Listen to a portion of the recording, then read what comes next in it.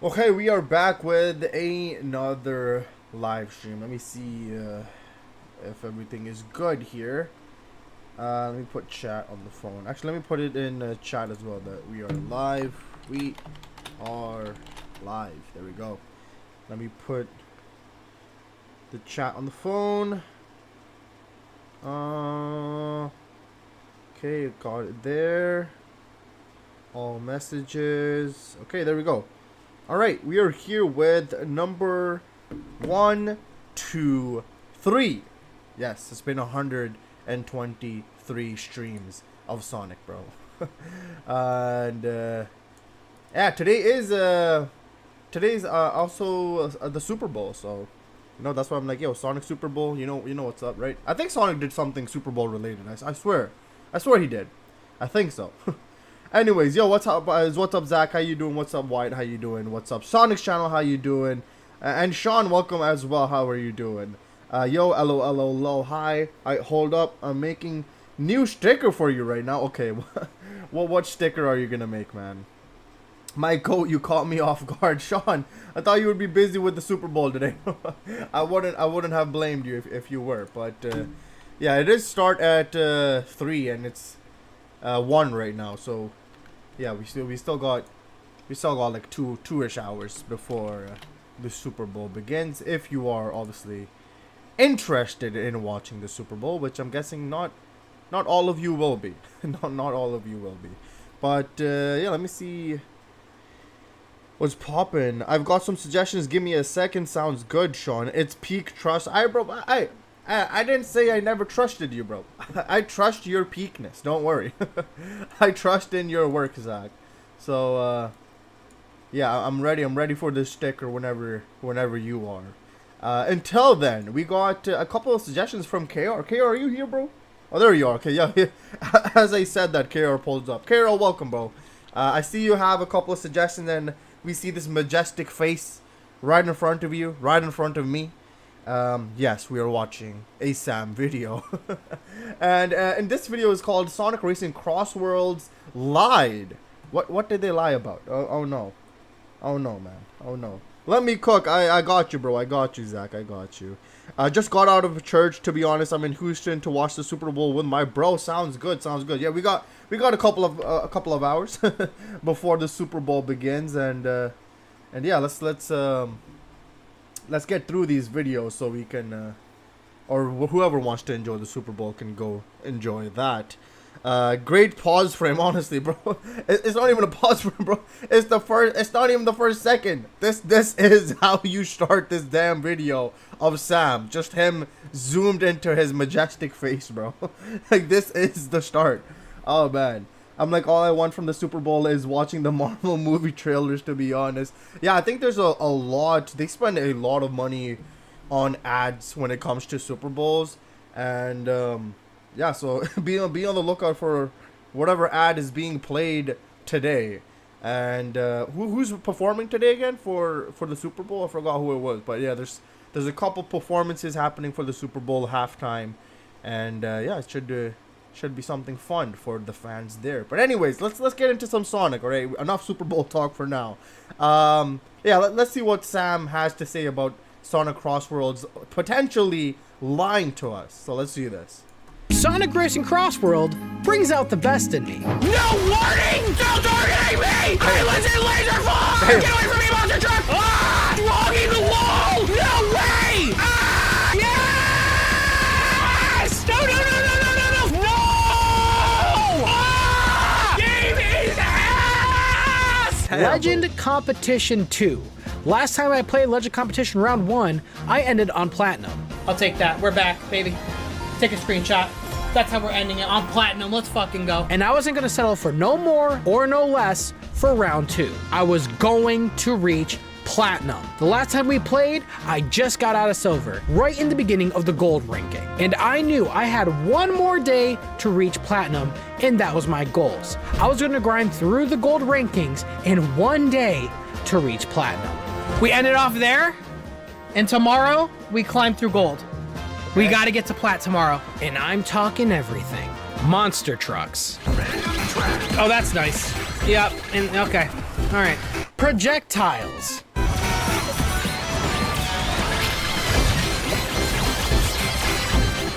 What in the hell is That happening? What? thing is still targeting me! I was in laser form! Running me off the road. Can you get off me, dude? Oh no! This dude pushed me into the wall! And tomatoes. That one was due to my chat's bad opinions. I will make a fucking tomato sauce with all these tomatoes, bro. I'm making pizza with these tomatoes. Keep them coming. You're just feeding me. Certified Sonic expert says, correction, Unleashed was trashed because it didn't reach the heights of Secret Rings and Black Knight. So we're lying today. So we woke up lying today. What? Things got a bit hairy, but with 1 hour left, I had to pull out all the stops. It's not over. We still have an hour. We have an hour. We have 1 hour. Okay? It's possible.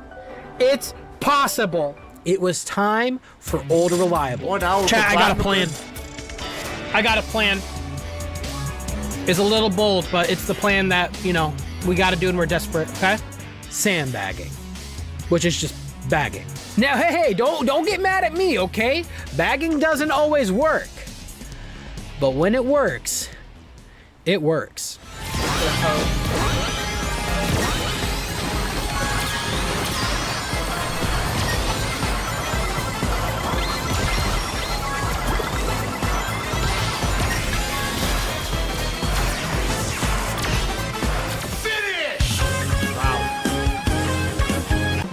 That was disgusting. Wow, okay. I've never seen a game quite literally give me first place like that.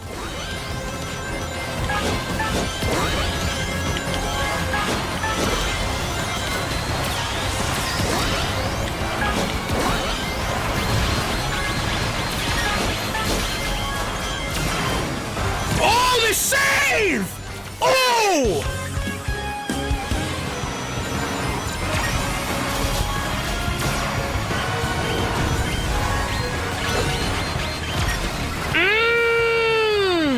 It tastes good! Now we're in the final stretches, and this is where the game starts having, you know, it's fun with me. You ever wonder what A&W stands for? Awesome and wonderful?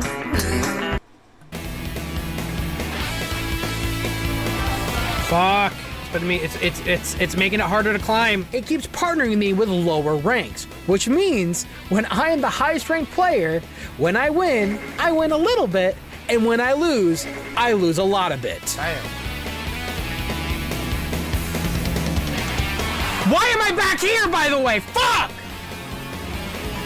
Chat, there's too much on my mind right now. I am this close to plat! And just when I thought it couldn't get any worse, when I needed the game to really lock me in on a good win here, Apados. Damn, bro. Apados? Now? Apados? You fucking disgusting freaks! Damn. Are you kidding me? Bro needs to win, man. It's okay, it's okay, it's okay. I'll take a second, It's fine.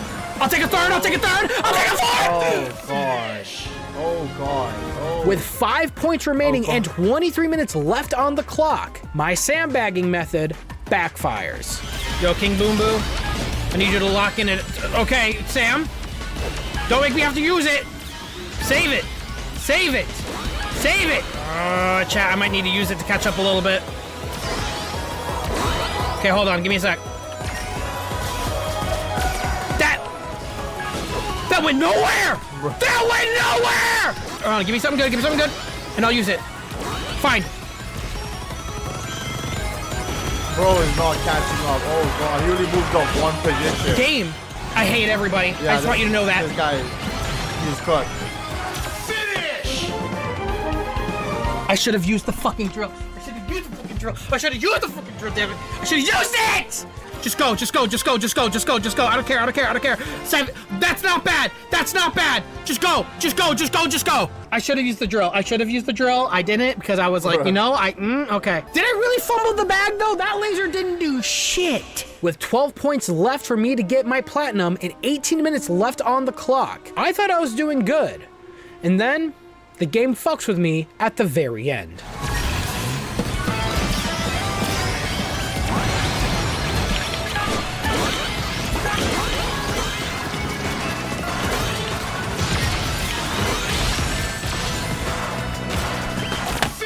This game is ass! Oh my. No! There's no need to panic. There's only 13 minutes left. Go right now! That Get guy's 2 close. first places! Holy shit! With that amount of time, it was all about the game giving me luck and RNG being on my side. I needed high-ranked players in my lobby so I could get some more points. Please give me emerald players. Please give me emerald players. Stop giving me. They're plat. We are literally so middle of the road. And that's when I entered a game with 1,734 points. I needed 1,750 to reach platinum, so I was only a little bit away. I can't bat. This is bad. I gotta use my items because I gotta keep using the boost.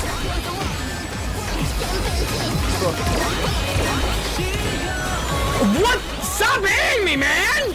And that's when I had the most disgusting comeback of the century. Ain't no way. Go Ain't ahead no way. and watch. Ain't no way, bro.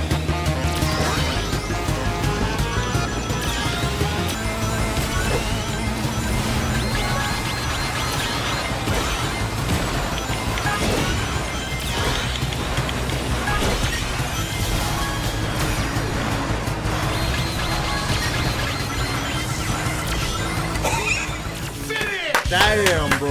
What did I say? When it works, it works. I did it. I got first place with 15 points. Please be plus 15. Don't be 11. They actually got it. Wow. Exactly the right amount! Let's fucking go, dude! Wow, he actually got Let's it. fucking go, dude! We did it! All with just under 10 minutes to spare, all that hard work paid off. Wait, why'd they go back down? Except, we got a math problem. You may have noticed with 1,734 points on the board, plus 15, Yeah, it went back that equals down. 1,749. That is 1 point short. I was excited that I got platinum. That was until I knew what happened. We live for these moments, okay? We live for these moments. We're done. We made it. I'm logging off. I am not touching this game. We won, bro. We did it. We won. You're still gold? No, I'm not. You're not plat. What? Yes, I am. You're gold. What do you mean? With just under 7 minutes to man. spare, this game lied to me. 1749. Bro, You were bro. off. Did we not just see the prestige Yeah, logo I pop saw up? it went back And down. no, your eyes did not deceive you. The game definitely showed me prestiging to platinum. What was that screen about? How are you gonna have a whole animation when I am 1 point short? And don't tell me I should have done the math in my head. I trusted the game on this. I'm plat. No, like, what, 5 minutes? Not even, probably. Oh, God. Oh, God. His face. Absolute terror, bro. How do you do that? How do you lie to someone's face like that? And that's when reality hit me. With under 7 minutes to spare, there was no time anymore. I had to turn the game back on, jump right back in. Bro actually got cooked, bro. Yeah, I saw the math. I'm like, wait a minute, bro. I don't what a 15 plus, bro. I'm like, the math ain't mathing, but hey, if you won, bro. Welcome to the No that's Frills good. Halfway Show. With But yeah, then I saw it went back down. I'm like, wait, why the hell did it go back down? What's salt and happened, pepper, bro? cake. Okay. Is it possible to even win now, or? What the fucking mean? It showed me the fucking envelope, man. You can't do that. You can't just show me something I didn't get. What the fuck do you mean the game bugged? What do I run? Not Bikini Bottom. Do not give me Bikini Bottom. Oh, where's Yutinaka? Oh, got me everywhere. There was 1 point remaining, and I needed to get that platinum. Please be just nothing but Emerald players, okay? I just need 1 fucking point. Okay. 1 point, dude. We have literally 7 minutes. Okay. How long is the game? I'm the highest ranked player. Oh, oh god. Oh, it's happening. It's happening. The game is fucking with me. It's about to. Oh, dude. You just My need to heart win. was racing. just The need to win. adrenaline was high. The chat was sending me their energy. Things initially seemed okay. You know what? I'm using it now. Get rid of these. Get rid of these items right now. Get rid of these items right now. Get rid of them. Get rid of them. Get rid of them. Hold on. Hold on, chat. Dude, these players behind me are so far behind.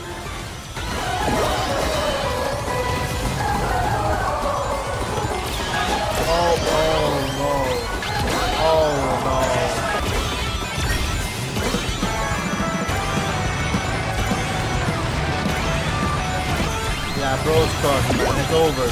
It's over, man. It's over. I'm sorry, bro. It's over. Yeah, it's over. Is it positive or negative? With the first race ending, I got a solid 5th place. Did I give you 1 point? Is it 1 point or 0 points? And it did seem solid. Until If it's 0 points, I'm gonna punch the left. It's gonna be like -5, bro. Oh,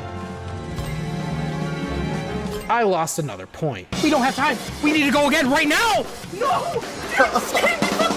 With 2 minutes left on the Bro. clock, I was 2 points away from reaching my goal It's of over, platinum. man. I had to do it, and I had to do it now. Oh, when I get you. Oh, this is your neck. This is your neck. There was only time for one last race. One last race. Give me Emerald players right now. Fuck, give me Emerald. Please, please, please, please, please, please. Please, God, please, Bro's God, getting please, God. bikini I'm bottom, man. shaking. Please don't. It showed the platinum emblem. It fucking showed the platinum emblem. And of course, in this game's trickery, it gives me my most hated map, Eggman Expo. We have 2 minutes. We have 2 minutes. Okay. Some. Eggman Expo! No, not Eggman Expo, dude. Fuck. Oh, wait. No. Okay. This is not good. This is not good. I had to get those 2 points. With I'm Here blasting in my ears, the adrenaline was high. It was all down to this race. There was no room for error. And nothing was gonna get in my way. I needed those 2 points. bro. You need to lock in, bro. Hit top 3. Come on.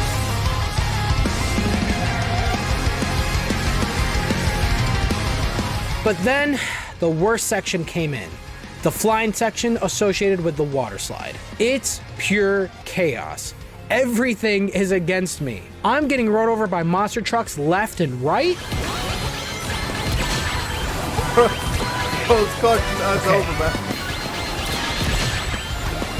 I'm being targeted by projectiles. There's players all around me, and I was forced to use the one ace that I had up my sleeve, my laser wisp. In arguably the worst section of the game, I was stuck in 8th place with no way out. At this point, it seemed like the race was over, ending in most likely a negative result. My only hope in this entire section is the very last item boxes. There is not a lot of time left. Right after these item capsules, there is a straight shot to the finish. It is only 5 seconds away. And just as I was about to give up all hope, it happens. It happens. Come on, bro. Come on. 4th! Please! What do you got? 4th! Please, 2 points! 2 points! 2 points! Please! Oh, I'm praying! 2 points! By the skin on my teeth, I was able to squeeze a 4th place at the very last moments. But was it enough? Will it give me the 2 points What are you gonna I do? needed? Oh, God, please! Sonic Racing fucking Crossroads, please! Yes! Oh my God, he got Let's it. He got 3 Let's points. fucking go, Oh, dude! Holy Okay, the shit. math The is mathing last now. race of the math is mathing. competition. The timer has just gone out. There is no opportunity to do another race, and I squeezed by with 1 point to spare. I got my platinum. Holy fuck! You cannot make that up on the last fucking race. That was cinema. I That made was it by a point. Am I the main character? I have to be. That did not just happen. The moral of the story, this game took 5 years off my life. Damn. Doesn't mean I can't gloat about it though. Hey, what's up, man? Hey, I heard you were Really praying for my Yeah. my downfall. Well, listen, I just want to let you know. Get fucked, you idiot! I fucking got platinum! Get fucked, dude! fucking shit! Little fucking shit! Fuck you, Sam! You don't got nothing on me! Okay, man. Goddamn. Yeah. That was cinema. I can't cap. That was cinema, man.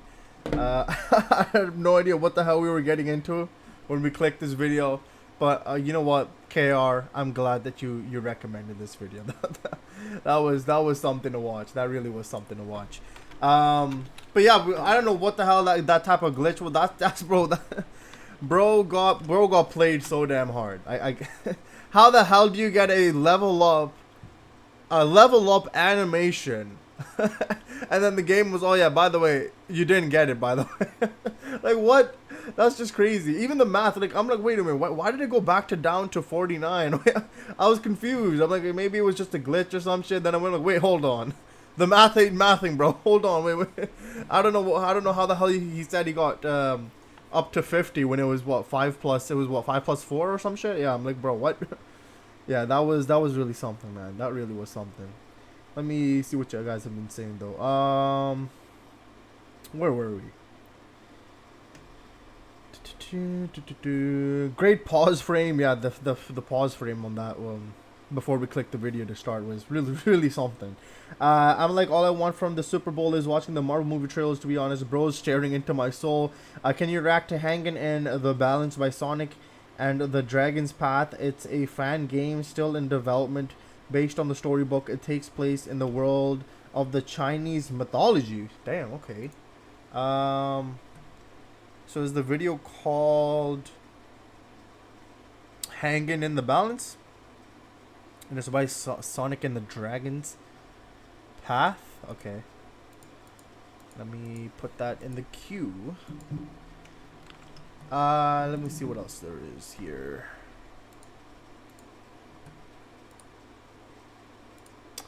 Hold on. Bad Bunny, don't care much for his music, to be honest. Okay, I see. This video is the main theme song and it's really good. Bro rages like me. Unleashed slander will not be tolerated. Black Knight was goated though. I care more about the Super Bowl commercials, to be honest. Imagine they announce a Knuckles show season 2. Exactly, bro. Exactly. What if they just give like the biggest Sonic leak ever known to man? You know, like the biggest Sonic movie 4 leak or some shit. Like, you just never know, bro. You gotta tune in to watch these commercials. It's actually crazy. The DLC levels for Unleashed cannot. I stretched on those for months. Sounds like a skill issue, KR, bro. And I only did it with the DLC day levels. JK, the Frontiers level based on one of the levels can burn.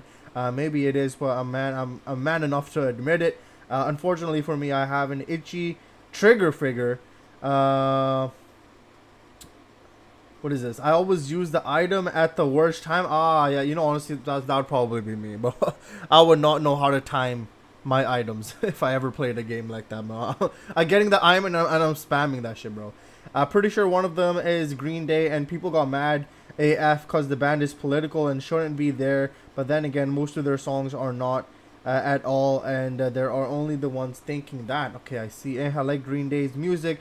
I can expect to see nonsense, but Green Day won't be the worst of it. I missed this, but I'm glad I missed it now. Back, the clutch was insane. It really was, bro. Can you also react to Eggman family drama unfolds by Sonic Theory 96? Okay. I got you. Yeah, I can add that to the list as well. The Sam Fidel rivalry continues. Yeah, that is a nice little bonding that they have in those interactions. The games for be teasing him. By the way, G, can you check the Discord to D to the cord real quick? I got you, bro. I got you. You want me to see the sticker, I'm assuming? But hold on. Let me add this to the queue first. The Eggman family drama. What in the world, bro? Okay. And then I think Sean said he has a couple suggestions for me too. But let me check what you have sent. Here, let me put the screen up. Always bet on Gur, bro. What in the world, bro? Nah, let him cook, man. Let him cook. Yeah. Oh my god, bro. What the heck? How'd you even make that, bro? Always bet on Gur. This guy's rolling dice. God damn it, bro. Guess who had to go outside, collect snow, and have to melt it because we have no water because of all the freeze? What in the world, Tim? What are you dealing with, bro? Bro. Bro had to freeze. Nah, bro had to drink snow. Hell no, bro. I am not drinking snow, bro. I am not drinking no snow. Oh, man. Always bet on Gur, though. You're absolutely correct. You're absolutely correct, Zach. I appreciate you, man. I appreciate you. But yeah, Sonic died, man. Throwing dice is kind of insane, bro. Bro, be throwing dice out here, man. Okay. Yeah, let me see. Holy crap, bro. Sean. Yo, what you been sending me? God damn, bro. Okay. Sean has quite a few suggestions today. And I will try to get through all of them, but depending on how long each one it is. I mean, I know these two videos are going to be long. The first two ones you sent me. But, let's see. We've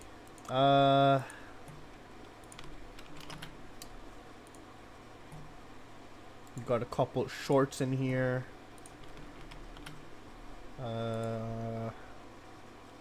And then we got some Sonic and Mario. Speaking of Sonic and Mario, I think we're gonna check out 2 Mario videos that KR wanted me to watch here. I think it's related to the movie, if I'm not mistaken. But hold on, let me finish adding these to the list. 2 more. We're almost there. No, 3 more. Hold on, actually I didn't even know. No, the more I scroll down, the more videos pop up, bro. Hold on, how much did you send, bro? Hey, no way, bro. Okay, hold on.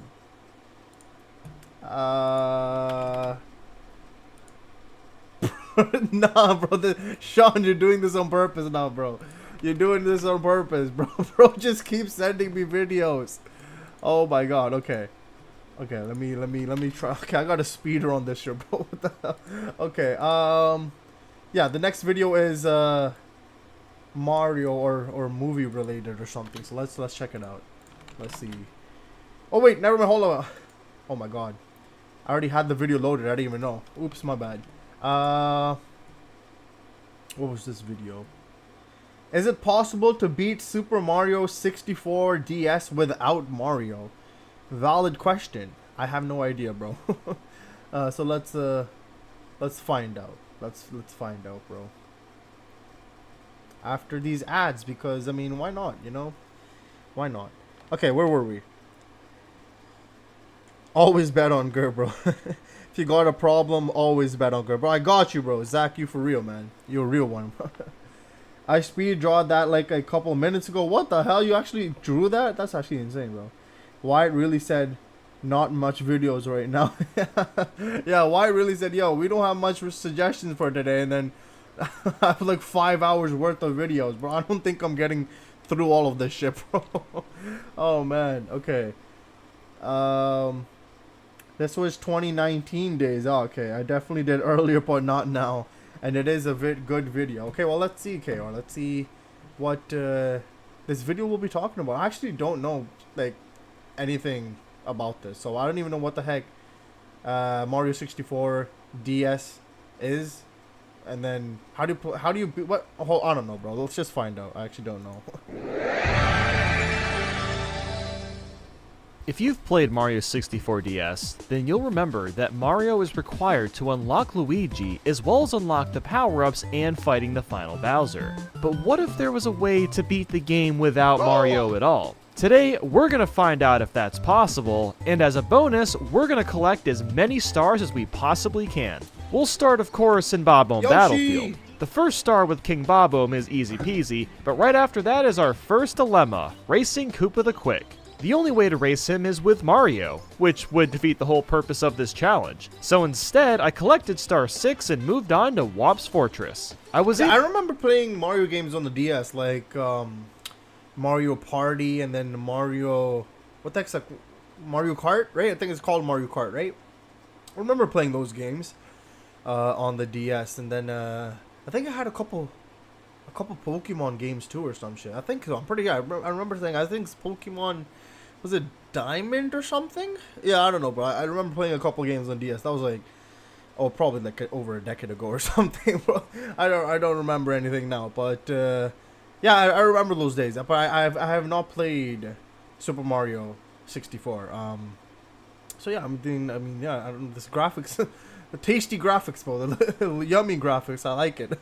able to get every star here except the last one. For that, you have to break this red brick with Mario, Luigi, or Wario so you can activate the star in the glass box. But Yoshi can't break them to my knowledge, so we may come back. The hardest star to get here was the red coins, because there was no easy way to get to these floating islands, which just so happened to have the last 2 red coins I need. I couldn't kick this plank down to walk across, and since I have no skills with the DS version of Mario 64, long jumps and triple jumps from the tower weren't working either. After messing around for a bit, I accidentally grabbed the top of the plank and realized this might work after all. After a few tries, I found that by building a bit of speed and jumping, you can make it to the arrow-shaped island to get all the red coins. After that, I went into Peach's Slide, and both stars there were a cakewalk. Next up was Jolly Roger Bay. At first, I was a bit worried about the 100 coins because I knew I wasn't getting all the blue coins, seeing as you need the Koopa Shell to do that. And I can't get the Koopa Shell without the other characters since it's in this box. But I only worried because I know the original Jolly Roger Bay is very stingy with its coins. Thankfully, the DS game is much more generous. It adds Goombas in the cave, and there's extra coins on groundwater, so I was pretty much set.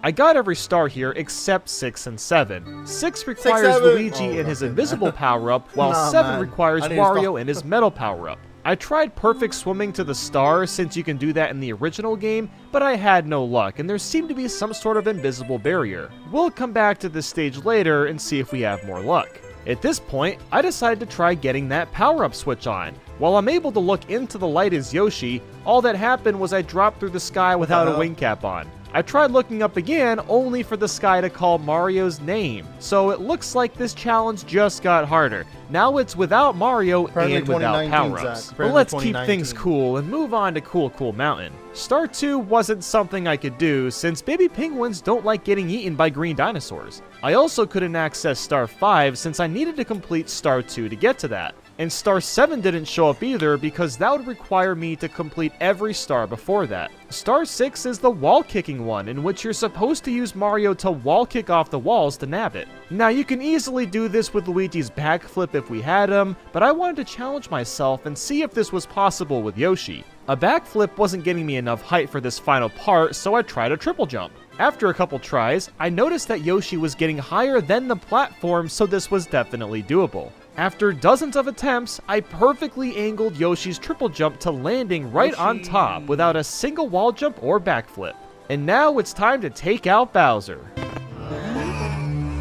Mario over here. Or I guess we aren't allowed in. I was really starting to get worried about this challenge at this point, so I went ahead and completed Sunshine Isles while I brainstormed on what to do. The last idea I had was to try to get some stars at Big Boo's Hunt, but that didn't work either. In this game, Yoshi can't eat or ground pound the boos, which to this day still makes no sense. So now, unfortunately, we're at a bit of a dead end. I can't go to Big Boo's Hunt, I can't get any more stars from the levels I can access, I can't go to Bowser, and I can't hit the switch to turn on the power-ups. Now is the time to do some research. So the first thing I did was look up Mario 64 DS speedruns. What I found instead was first Bowser battle as Yoshi, and thought, okay, this is exactly what I'm looking for. And then the video is literally him opening the door with Mario first, then running back, changing into Yoshi and moving on. I mean, I could technically do this since I wouldn't be entering a level with Mario, but that's kinda lame if you ask me. So I decided to go into the Mario 64 DS speedrunning Discord to see if anyone there would know, and I got a response from a guy called Adil, and he said, sadly, there's no known way of getting past the 12-star door with Yoshi. And I should phrase Yoshi specifically, because you can get past that door with other characters. By using, say, Luigi in the Jolly Roger Bay room, you can clip onto this pillar and align yourself using the seams of the level and follow that with a backflip so that he'll spawn upstairs. But like he said, this did not seem possible with Yoshi. Tide Oxymax Power Unless- Pods one-ups the cleaning power of liquid. Come on, there's probably an unless in there, right? Unless you do this. I don't know, man. They're just trying to make some shit up now. Bro, stop with these ads, man. Come on, man. Please. Oh my god, another 15-second unskippable ad, bro. That's actually insane. Yes, my favorite Sonic-related content, bro. Oh, man. Okay. Any second now. There we go.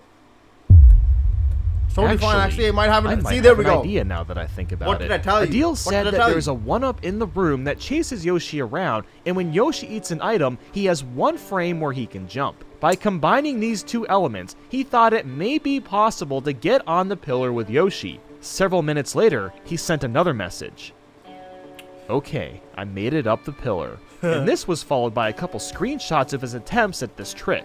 And next thing I knew, I was sent a video of a brand new task trick never seen or done before. Yoshi does a side flip to activate the one-up, eats the one-up, which is then followed by a backflip. Then he carefully walks his way through the sea, making sure he remains out of bounds while also not falling. After that is a few extremely precise jumps towards this gate, slides off the gate and literally upwarps to the top of the castle, and falls all the way into the loading zone, which leads him to the upstairs. This is a crazy feat that all happened in a span of an hour and completely out of... Bro asked one question and somebody found out a new damn method for this guy to use.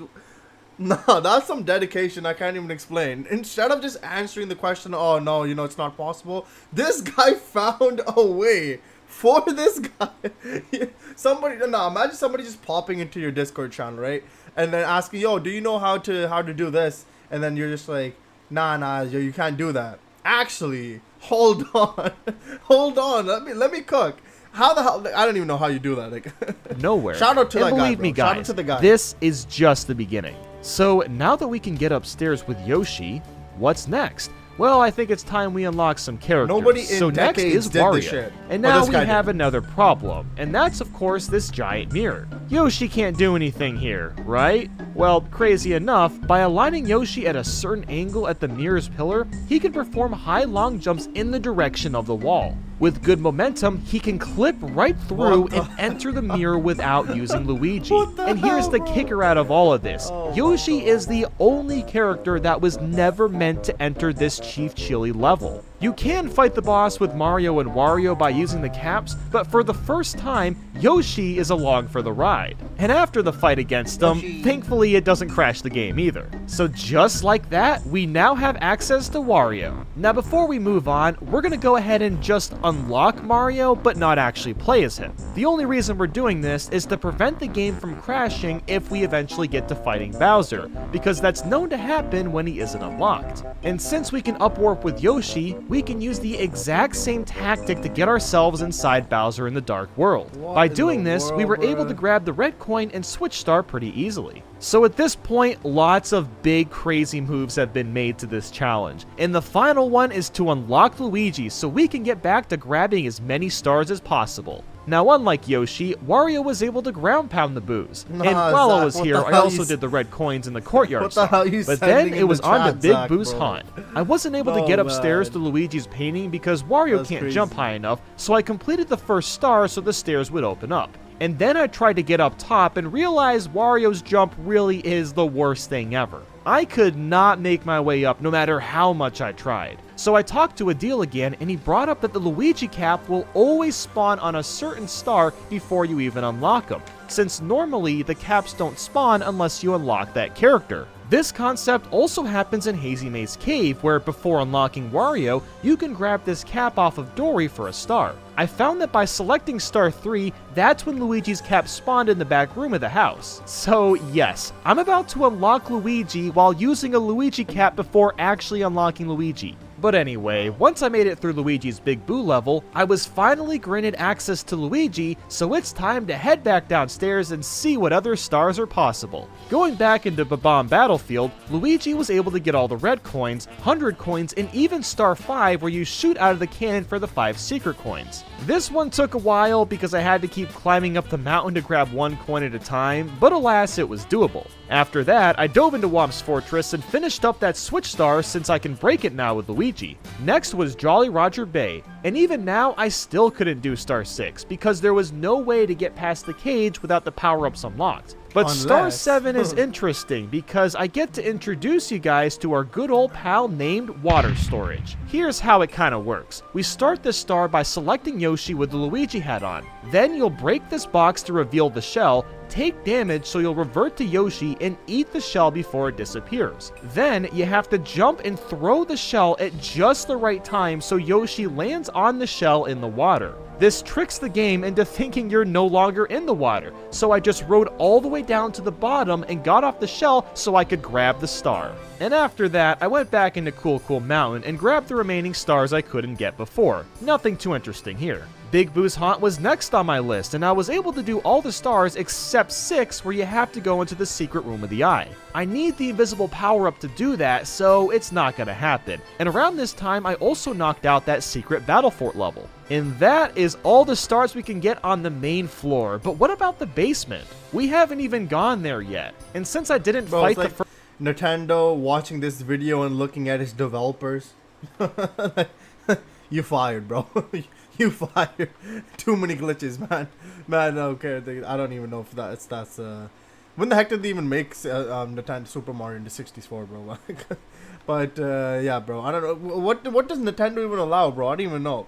Cause I know they're strict with like mods and shit like that. But would they be strict for finding glitches in the game, or are they okay with that? I don't know, man. You let me know. First Bowser, I don't have the key to get there.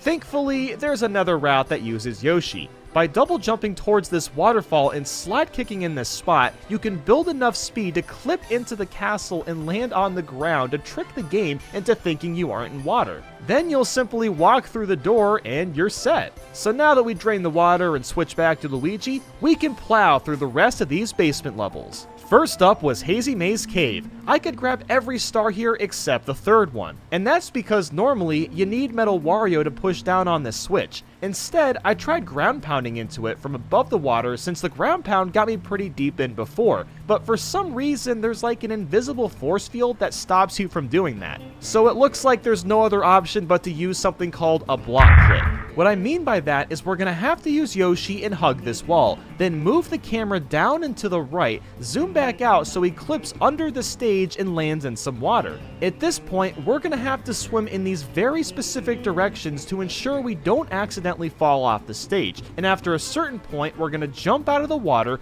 feel for a door, and kablam! We're behind that cage now, and the star is possible. At this time, I also visited the Metal Cap stage, and was able to do the red coins but not the Balloon Mario one for obvious reasons. The red coins were a big pain without the Metal Cap. I had to dive into the water dozens of times to hit these coins since the camera didn't cooperate and I had to guess where they were, making it harder than it needed to be. But otherwise, it was more than doable. There's nothing to really say about Lethal Lava Land except that every star here was possible. I moved on to Shifting Sandland after that, and every star was pretty easy except for this one red coin. Since I couldn't fly to it with Mario, I had to use Luigi and was really struggling to reach it. I tried using backflips and always just barely missed it. So then I tried a backflip off the top of the pyramid and that didn't work either. Right. My next idea was to use the cannon, so I opened that guy up and was able to touch the coin this way, but it was impossible for me to survive afterwards thanks to this giant pile of quicksand. A Tim's Donut and Coffee is the original collab, and now buy any size original. Bro, why are they all unskippable ads, man? This is actually crap. Like, oh my god, man. Actually crazy, bro.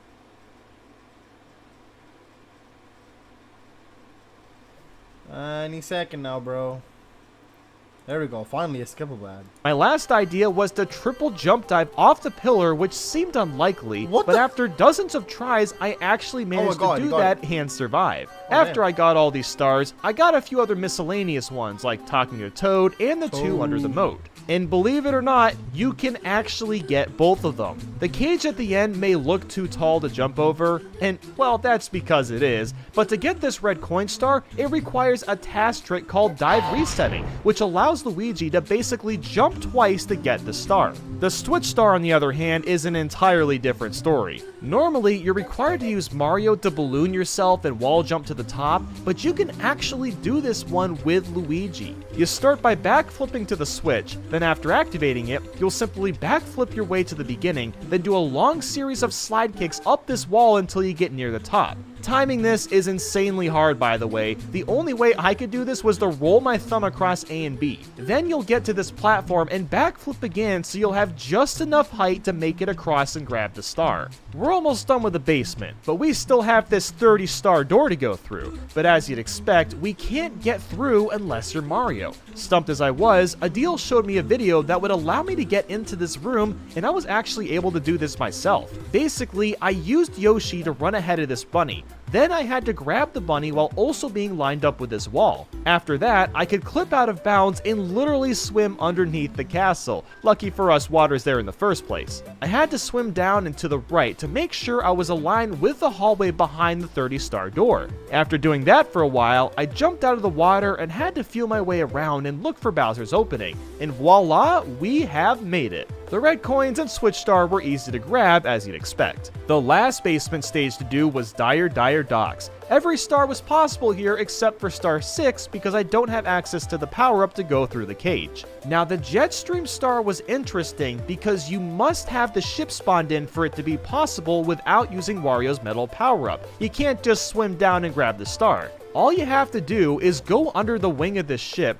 jump and ground pound, and you'll clip underneath the water so you can grab the star. For those wanting to try any of these glitches at home, this one is super easy to do, and it's really gratifying watching Yoshi run around on the floor. And that's it for the basement, so it's time to move upstairs. I'll first tackle Wet Dry World, and all these stars were easy to do, including star 6. And that's the one behind the cage where you need a power up to get through. Wait, so why he better play Yoshi when he's going against Bowser. That's like why I'm watching this video, bro. Please. I'm begging you, please, bro. Why saying this was easy? Well, by using Luigi, I pushed this block at just the right spot, ran up into the corner, zoomed in, moved the camera to the right, and zoomed the camera out, allowing me to clip through to out of bounds. Then you have to carefully swim in a way so you'll load in the city portion of the level while staying out of bounds. And at that point, you can just swim around to grab the cage star. And once you get that, you're golden. Next, I went to Tall Mountain, and all the stars here were easy enough. Tiny Huge Island went well too, except for stars 3 and 4. Koopa once again wants to race Mario, which we can't do, and star 4 isn't available unless you complete star 3.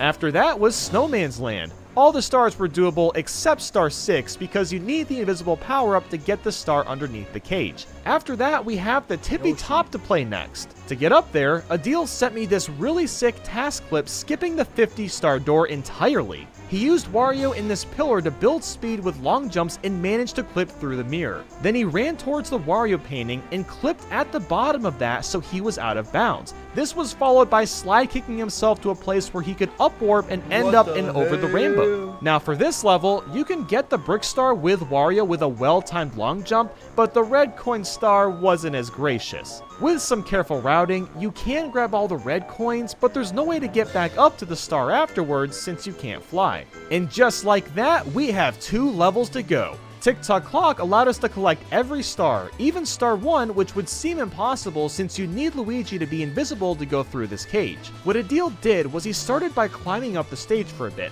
then did a slide kick while this block was rotating, which essentially pushed Luigi out of bounds. Then by going across this seam, he could clip back into the stage and grab the star. And after that, all the stars were a walk in the park.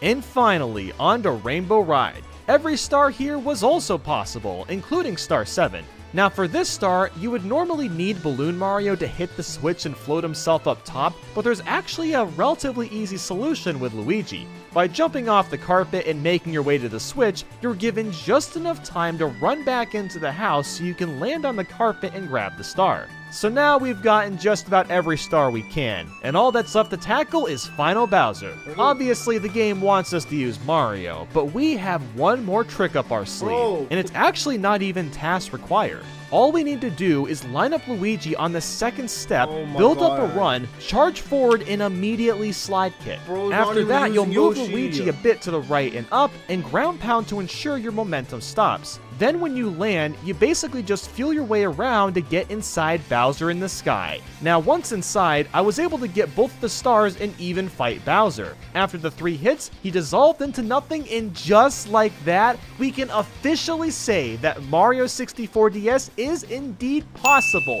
without using Mario. My final star count that I got was 134 out of 150 stars. I cannot believe we got even close to that many. And maybe in the future more tricks will be discovered, which could raise this number up even more. Now, before ending the video, I'd like to give a huge thank you to Adil in the Mario 64 DS Discord server for being so kind. No, honestly, shout out to Adil, bro. What a goat. I am disappointed though.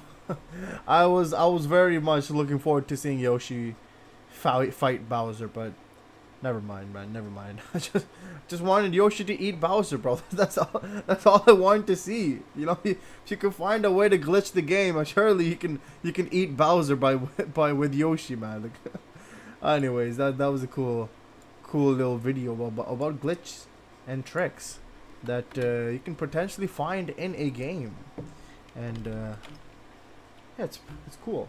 It is cool. What is up next? Up next is... Wait, hold on. What do we have in the chat? I didn't read it.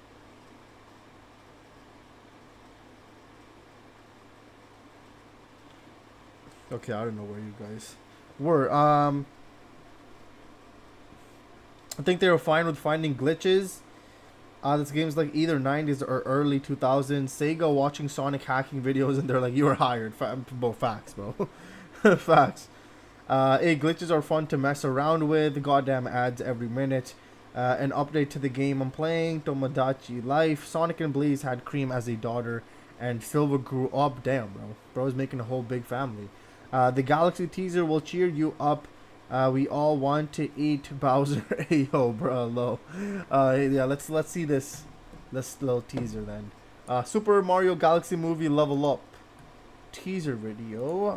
Let's see this. The great battle of my life draws near. Let's go.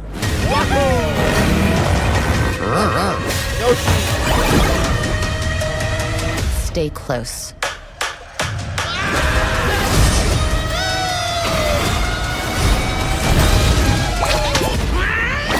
Yoshi's my favorite, bro. Fast, man. For real, man. PG. We just watched Murder, by the way. We just watched Murder in a Kids movie. Oh, we're cooked, bro. We are cooked. No, yeah, but Yoshi is my favorite, man. I love Yoshi. Yoshi is my favorite character from that universe. Ever eaten crocodile? Quite the delicacy. No, I have not. Interesting though, bro. Bro got that Florida vibes in it, man. Ironically, really hyped for this movie, lol. I can't wait, man. When was it releasing again? When was this movie releasing? I don't know, sometime soon, but I forgot the exact date. But yeah, I mean, it does look really, really good. So there is a point in getting hyped because it looks extremely well made. So yeah, I think it's something that you guys should be looking forward to. What is this? I think this is Wyatt, you sent me this song. I actually don't know. Miss Me, Dead Orchid, what is that? Orchid's original song, Techno Cinema remix. What in the world, bro? Who sent me this? I don't even know. Wyatt, was it you? I can't remember now. It looks so good. It does. Yeah, nah, I don't think I have, lol. Here's hoping the plot will be better than the first one. It seems like it will be. Someday in April. Okay, I see. Who sent me this song, bro? Miss Me. Is it you, White? I don't know. I forgot who sent it. But anyways, let's check it out.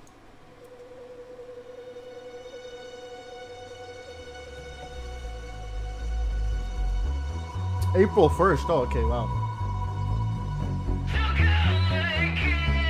Or does Zach sent it? Zach sent it. Zach.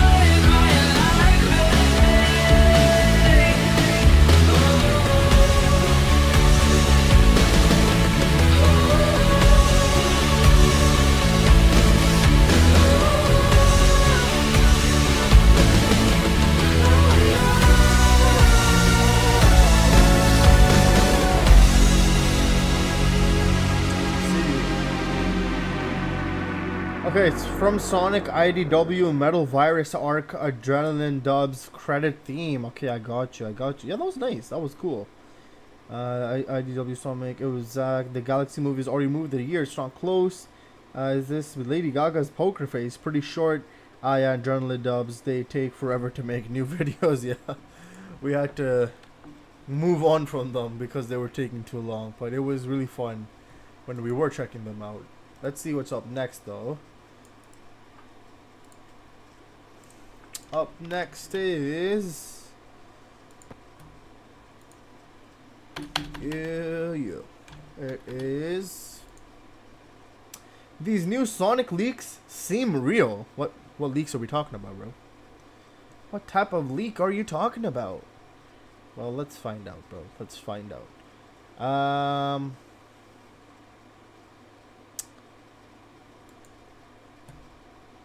Oh, it's from the Sonic show. It's this guy again. Okay. The raccoon. The raccoon. Okay, let's check out the raccoon. Finally! After another extended absence, we've got multiple, seemingly legit, major leaks about the next mainline Sonic game. And the reason I say seemingly legit is that we have specifically 4 different leaks on this upcoming game, as well as one that also goes in a future DLC for Sonic Racing Crossworlds. But the more important part is that these 4 leaks all line up perfectly and have no conflicts among each other. And this is news so exciting that as we speak, I'm pulling my belt off of the ceiling fan because maybe one day, okay, one day, but not today. And don't worry, I'll explain my extremely long absences in a future update video I'm working on. But right now, everyone wants me to talk about the info I've gathered from the next mainline Sonic game. And the reason for this news occurring now is most likely because of focus group testings that they're doing as we speak. But that Not going cap, bro. Raccoons are so cute, bro. Like if they weren't vicious and shit like that, bro, they'd be just so cute to just pet. But anyways, a random thing that I just wanted to say. Yo, 6-7, let's go, 6-7. Okay, I need to stop, bro.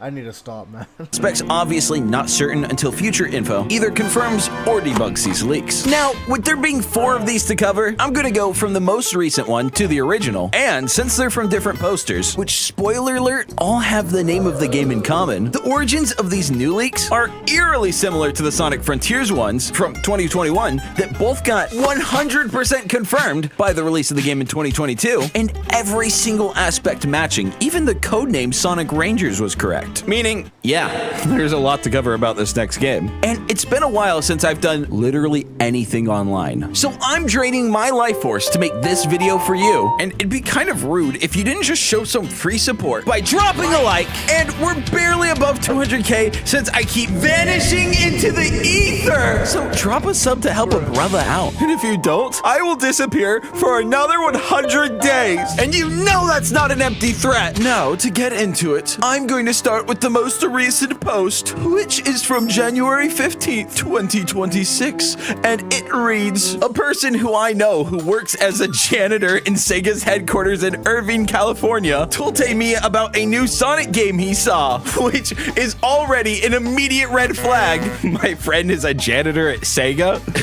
Like what, did they just leave a projector with a slideshow running? Now, to be fair, since this is the most recent of all the leaks we're covering today, I'm obviously taking this one especially with a grain of salt and skepticism. And honestly, the last two have so much proof to them, it makes it all worth sitting through. But it continues. Believe me or not, I don't care. But if it becomes a reality, we'll see. I trust him. He told me these things. New Sonic game. Why did you even bother putting that part in the green text? He saw only a short clip and the menu. How would he have seen these if he was a janitor? No gameplay footage seen from him. The game is called Sonic Eclipse. The title looks like the Sonic and the Secret Rings one because it's written in gold and has a really close font used. And again, this is something I doubt, is the style for that game's logo is so uniquely mid-2000s that I really don't see them doing something like it again, especially because it would probably cause a lot of brand confusion. But again, it is just a logo and probably a placeholder one, so who knows really about that aspect. The game was on a PS5. He told me that the room he saw the game has only PS5s. And let's just put aside the fact that wouldn't you be seeing PS5 dev kits and not PS5s? But also, it's sort of not a shocker because as sad as it is, and I'm just saying this as a generational Xbox owner, but it's so freaking over. And I have a sinking suspicion that the Series X and S will be the last physical Xbox console ever. And I hope that's not the case, but man, it is not looking good for them. He saw 15 seconds of a clip. It shows a big city with Sonic in it, and it literally ends with Sonic and Dr. Eggman teletransporting, but there it ends without showing where they go. And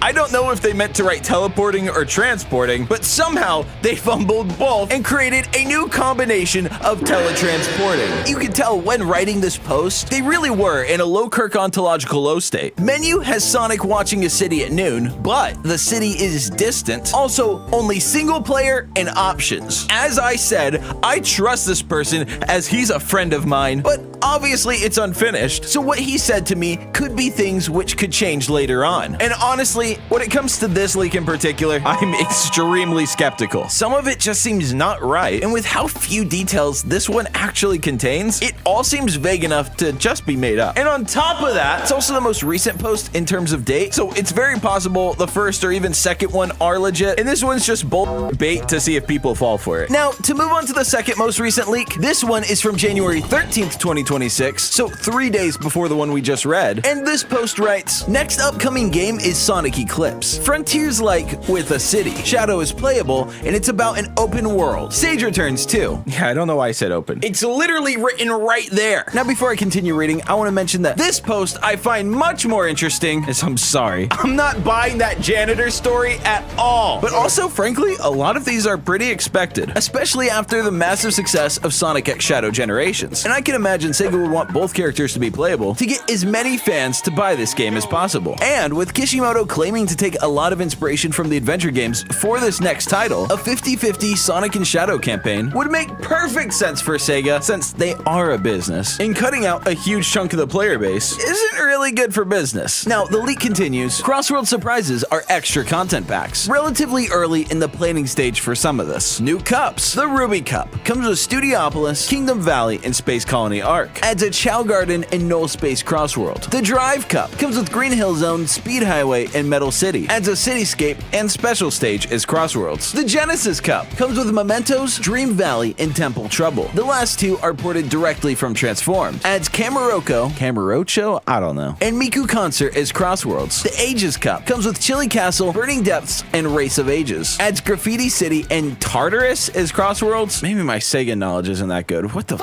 is Tartarus? extra cars, a Twinkle Park car, a Chaos-themed vehicle, a Lego truck, which with how many Lego collabs they've done is not shocking, Eggman's drill car, Amy's Sonic R car, and Breeze. A few boards, the Crazy Berserk, dude, I don't know the board names, I don't know what these are, a new Chaos Emerald themed board, Shinobi Strike, a steampunk board, all with new names to go with the customization feature, and I don't even know what that means. New characters, Batman, Superman, and Flash. I guess with the Sega DC crossover that makes sense. Comes with Gotham Highway Stage, and then Korode, just on her own, and that's like the dog VTuber person. The details on the Crossworld stuff and first teaser for Eclipse is due to be revealed early 2026 at a Sonic Central, and I actually think the odds of us getting a Sonic Central within the next 2 months is really high, as there's been a lot of murmurs behind the scenes from these Sega-approved creators who, let's be real, probably know a thing or two that's going on. So the odds for that aspect are actually really high. And I'm just going to move on from there. I don't really have anything to say about the Crossworld stuff. Guys, don't crucify me, but I just personally don't care for kart racers, okay? Now, one thing I want to add to this link is my own personal prediction, and as any of you who have seen my other videos know, I try to stay humble, but I mean, Sonic Show is always right! So I have a feeling something's gonna be at Jeff Keighley's Summer Game Fest, which is also where Sonic Frontiers hands-on demo was at. And while I'm entirely unsure if this new project would be playable there, kind of seems unlikely, I am confident there will be at least some degree of appearance from this next Sonic game there. And if there isn't, yeah, 2026 isn't happening, buddy. Go to 2027,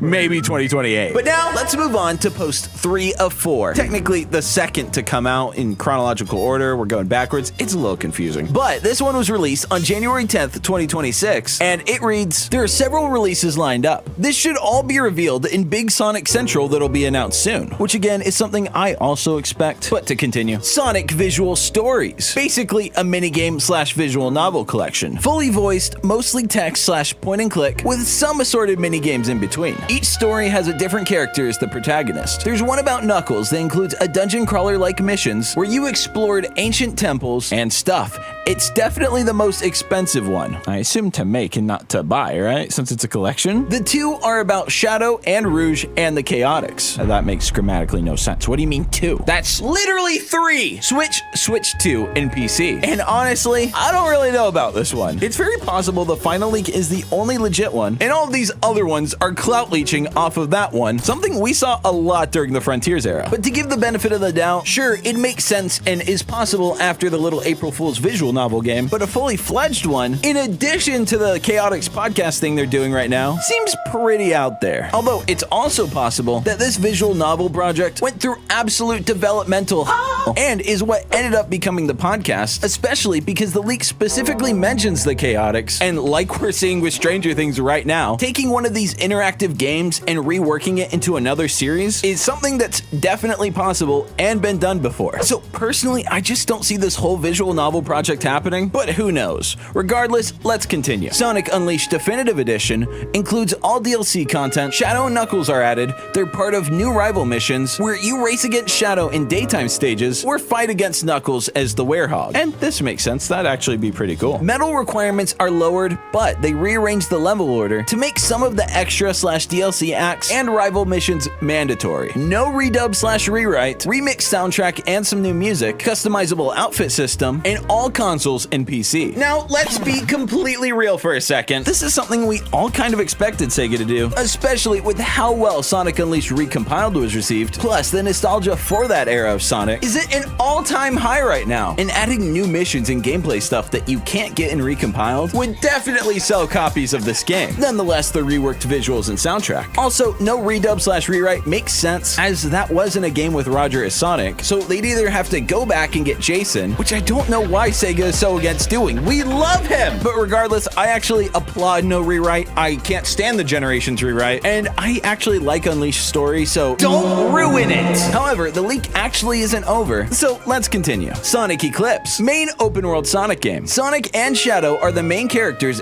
and both playable. Spin Dash comes back, city area with NPCs, no boosting, new burst speed mechanic, you can special moves and increased combat power while maintaining top speed. This also ties into Sonic CD-like dimension hopping, where activating certain items on the overworld can transport you to an alternate world, something the other leak also mentioned. Linear levels are still in the game. Switch 2, PS5, and Xbox. And while yes, the fate of the Xbox brand is looking very bleak, with how modern consoles work, just porting it to the other side really isn't that difficult like it used to be during the PS3 era. So by not putting it on Xbox, they're literally just burning money for absolutely no reason. The only other reason they wouldn't do that is if they had some sort of exclusivity contract, which doesn't appear to be the case. Now, the details of this game seem to line up with all the other leaks and get really hyper specific. So once this game is revealed, we'll immediately know if this is debunked or not. Okay, there is no vagueness in this specific post. And this isn't even the last one we're covering. Regardless, one aspect I want to touch on is no boosting, something Kishimoto has talked about. And while his tweets about this project were, even self-admittedly, very ambitious, I personally don't know how well a Sonic game in modern day that has just spin dash and no boost would perform. I'd be interested in seeing something like that for sure, but it does seem out of left field with the direction Sonic Team has been taking the series since the mid-2000s. Literally every single mainline game after Unleashed has had the boost mechanic in some shape or form. So while I'd welcome a title without it, you gotta admit, it'd be a little jarring and maybe take some time to get used to. I'm actually hoping this is the case, solely because it would feel really fresh and new compared to the almost 2 decades worth of Sonic games. Now, moving on, the next leak is the final one and the first one to release, with it being posted on November 30th, 2025, and is only now being resurfaced because of these newer leaks matching up perfectly. All that to say, there's a very real possibility that those other leaks are mostly BS, and this is the only real one since it's the first. Again, the other ones could be real, they could be fake, but with this one being the original, we definitely know this one isn't derivative of other posts. So this unk of a leak reads, "This is Sonic Eclipse. Main playable characters are Sonic and Shadow. There may be others unlocked later in the game. Completely overhauled player controller. Boost is removed and replaced by rolling and spin dashing. Feels very adventure-like." So exactly like Kishimoto has said, he wants to take the next game. Combat is still in the game, but it's definitely cut back. It focuses more on how you approach the enemy instead of spamming special moves. It's way less flashy. The game takes place on a singular world map, but not all areas are accessible right away. There are 4 main islands with smaller islands in between, which I don't really understand, because if there are 4 main islands, but they're not all accessible immediately, I guess it's still open world by the fact they'll eventually all be connected. And honestly, it's kind of odd to me that they didn't just do that with Frontiers, since it seems pretty obviously more impressive and superior to literally the exact same thing, but them being entirely disconnected with no way to traverse from one to the other. Jeez, it's almost like Sonic's known for his traversal! The post continues with, "Linear levels still exist, and you access them by using a key item called a Moonstone." Clefairy reference? Once equipped, you have to gain enough speed to warp into the level. It's a similar mechanic to Sonic CD's time travel, which is interesting as a concept, as I can't think of any 3D platformer where you have to reach a certain speed to enter a level, making it literally the modern 3D version of that Sonic CD mechanic, which also lines up with what was mentioned in the previous leak. So that's something I would be excited to see in this gameplay. Sage is in the game. There's a new mechanic called Burst Mode, and if you maintain top speed for a certain amount of time, you get a flashy after image effect that allows you to perform new special moves, which I had to Google what after image is, and even after looking it up, I still don't know how this would work in a video game, or if maybe even the leaker is just using the wrong term, because after image is like when you stare at something and the image gets burned into your eyes, generally from looking at the sun or something extremely bright. So how that would work in a video game and like be on your HUD like your HUD is stained with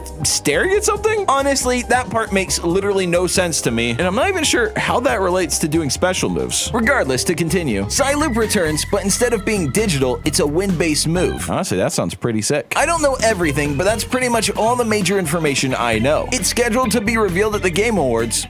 If anyone is curious about anything more specific or has some sort of question, I'll try to answer it if it's something I know about. And obviously, as all of you watching this know, the Game Awards reveal did not happen, but there's also been many a times where Sega was supposed to reveal a project only to pull out last minute. And with High Guard, that disaster of a game, being the final reveal at the Game Awards, it seems Sega were not the only ones to pull out of the show last minute. So I personally don't really think that aspect hurts the validity of this at all, considering the previous times similar things have happened. But what do you think? Do these mog or are they jester? Is that original leak legit truth maxing? Are they for real low genuine? On the DL, let me know in the comments below. And join my Discord where we're going to be doing Fortnite customs and squads, especially with the 6 Fortnite? What the hell, bro? Okay.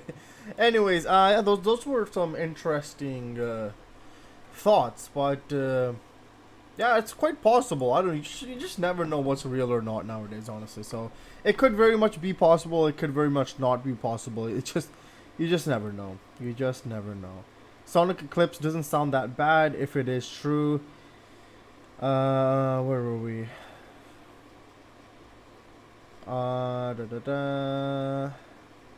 Trash pandas. I see them as thief cats. Oh yeah, I remember. Apparently Nintendo had a Sonic plushie hanging with a sign that says "Punch me." What in the world, bro? Don't know how long ago it was, but that's funny to think about. Yeah, crazy, bro. Now they actually do. I've been saying Green Hill should be a racetrack for a while. Man, I'm still coping for Emerald Hill. Gonna try so hard to hype up High God, but it's just Concord 2. Oh, and at the end, I want to flex my Mario Kart skills. Stardust Speedway track, let's go. Well, I see a theme here, and that name keeps being used. Yeah, too many leaks keep saying Eclipse, unless they're all copying each other and are full of it. Some of them are probably copying the others. Only time will tell, I guess. Place your bets. Sonic Central or State of Play. I don't know. Refuses to give Sonic an award every possible time. Honestly, if they want to reach bigger audience, State of Play should be the choice. Last minute, little Sega just announced Warhammer announcement at the Game Awards, by the way. Well, at least there's a State of Play. Maybe we see a teaser for the next Sonic game. They're just like Sonic X Shadow and Sonic Racing Crossroads. State of Play. Alright. Well, a lot of people are saying State of Play, so I guess that is our bet. That is our bet that it's going to be State of Play. Alright, let's see what is up next. Ah, it's a teaser. Okay, for the song that we will be checking out sometime this week from DA Games. The Purple Guy song. It's a preview. Quick little preview of the song. Okay, let's check it.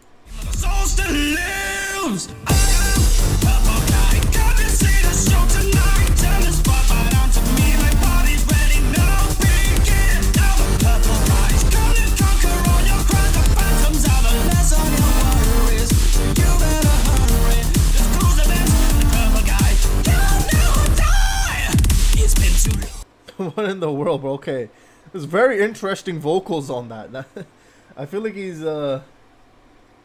doing more on. It's like something different on it. Okay, it sounded interesting, and we'll check it out sometime this week. But yeah, that was cool. That was cool. Okay, but real, I'm placing my bet on Gur. Always bet on Gur, bro.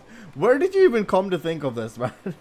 Why did you just randomly think of this? I mean, I don't mind, but you need to tell me what inspired you to make that sticker, bro. I'm a stop now, bro. Okay, this is obviously my suggestion. That's not the final vocals for that song, but okay, I see. Yeah, the vocals sound very, very interesting. I'm like, oh damn, okay. Okay, let's see this. Hold on one second.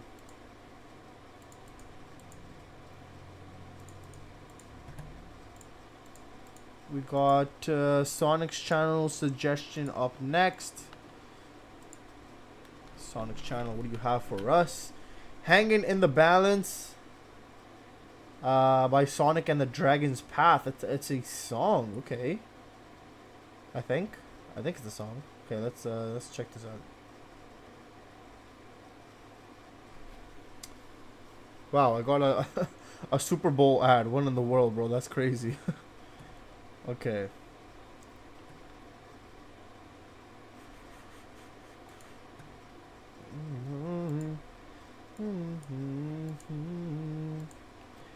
Okay. Hanging in the Balance. Let's check this out.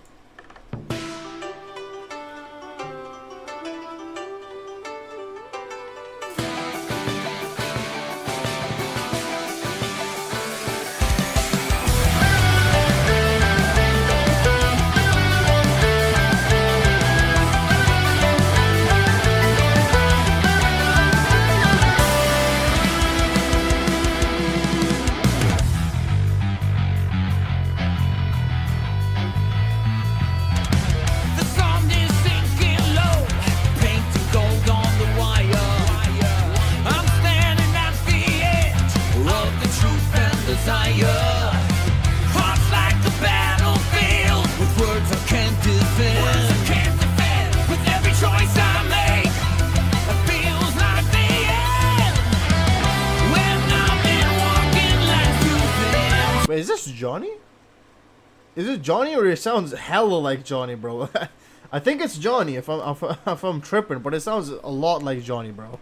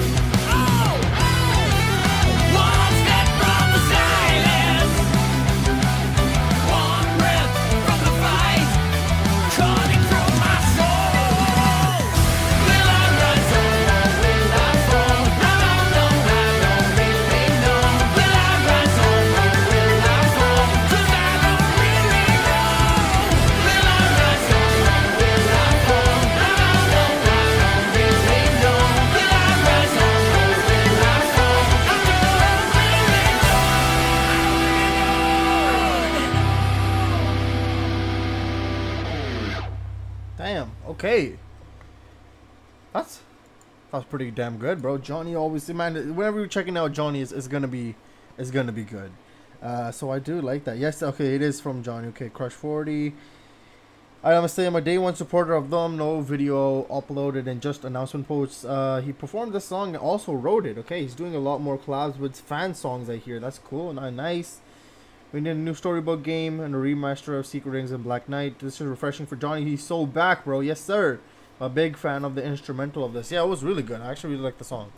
That was nice. And once again, just Johnny just doing his thing, bro. He really do be cooking.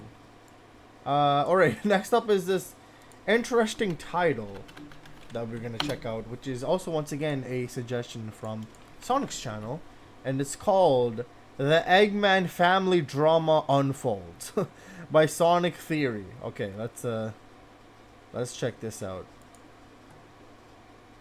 This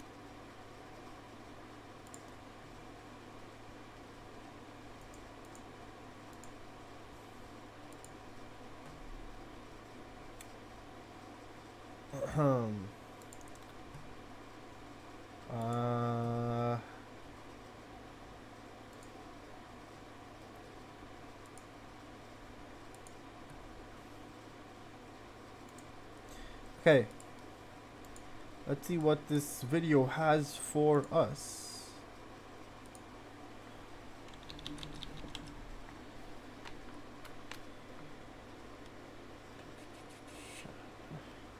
Wait, are we up? Hold on, I can't even see my screen.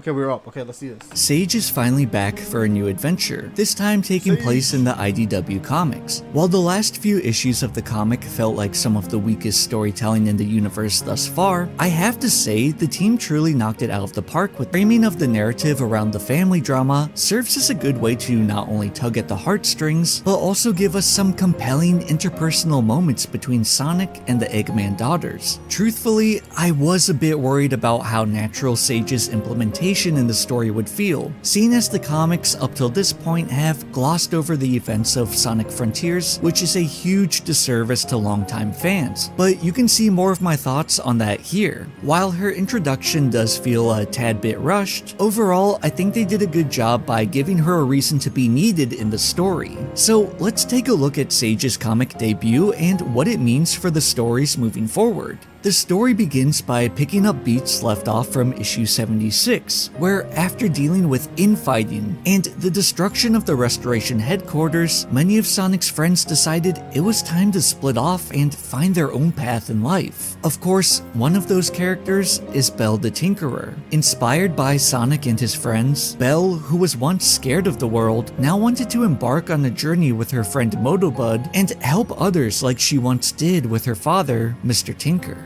And we see that is exactly what she's been doing since her absence from the Restoration, as she's opened a traveling workshop where she fixes a plethora of toys and machines for the inhabitants she passes by. Shockingly though, before Belle can help her latest customer, the all too familiar voice of Eggman rings through her mind as she suddenly loses control of her motor functions. She warns her would-be patrons to run, and then proceeds to relay a phrase to Motobud, sending him into action. He restrains and shocks Belle, but in the process, removes Eggman's control. To say this angered Eggman would be an understatement, because as we will come to learn, Eggman is rather desperate in this moment, and controlling Belle was one of his last-ditch efforts, and something that he thought he had in his back pocket for quite some time. If we look back at issue 50 during the battle for the Empire, Belle had repaired Metal Sonic and attuned herself to his connection. By doing so, this allowed Belle to access Metal Sonic's files, but it also gave Eggman a backdoor to take complete control of her when he wanted to. There's some pretty good foreshadowing to this moment when Eggman displays an ominous grin when Belle informs him that she interfaced with Metal's code in order to fix him. Back to the present, Belle explains to the baffled Doctor that she had asked Tails to scan her, and this in turn led to them finding a Trojan code. However, this code couldn't just be removed safely, so Belle and Motobud instead had the foresight to come up with a plan just in case Eggman ever tried to pull a fast one on her like he just did.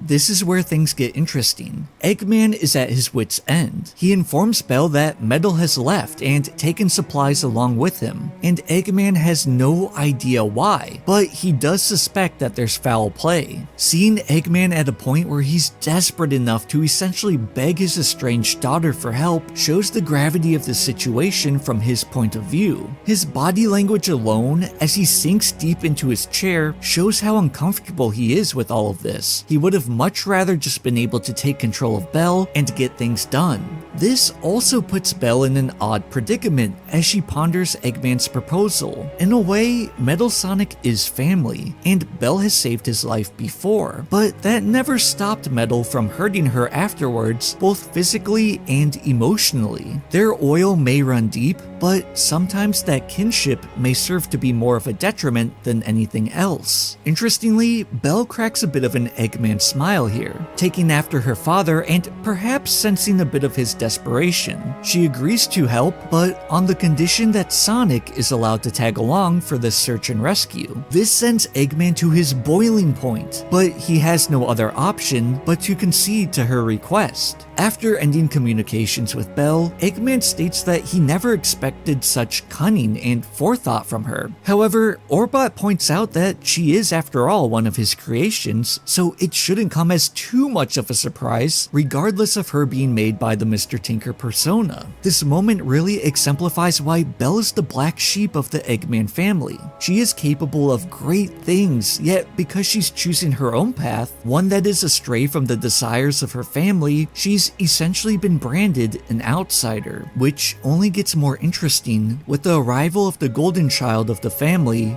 Sage. This family drama comes across in a manner that feels much more natural and poignant when compared to the last arc where things felt forced and rushed, and that's merely a result of giving things time to build up in order to have a meaningful impact with characters that we care about. With Eggman now worried that Belle might try to cheat him again, not to mention the potential third party that is already in control of Metal Sonic, Eggman combs his mind for a solution. He needs an agent in the field who Sonic won't immediately suspect as a threat, and that's when it hits him. With the press of a button, Eggman... Your spending changes month to month. So the new CIBC Adaptive MasterCard changes.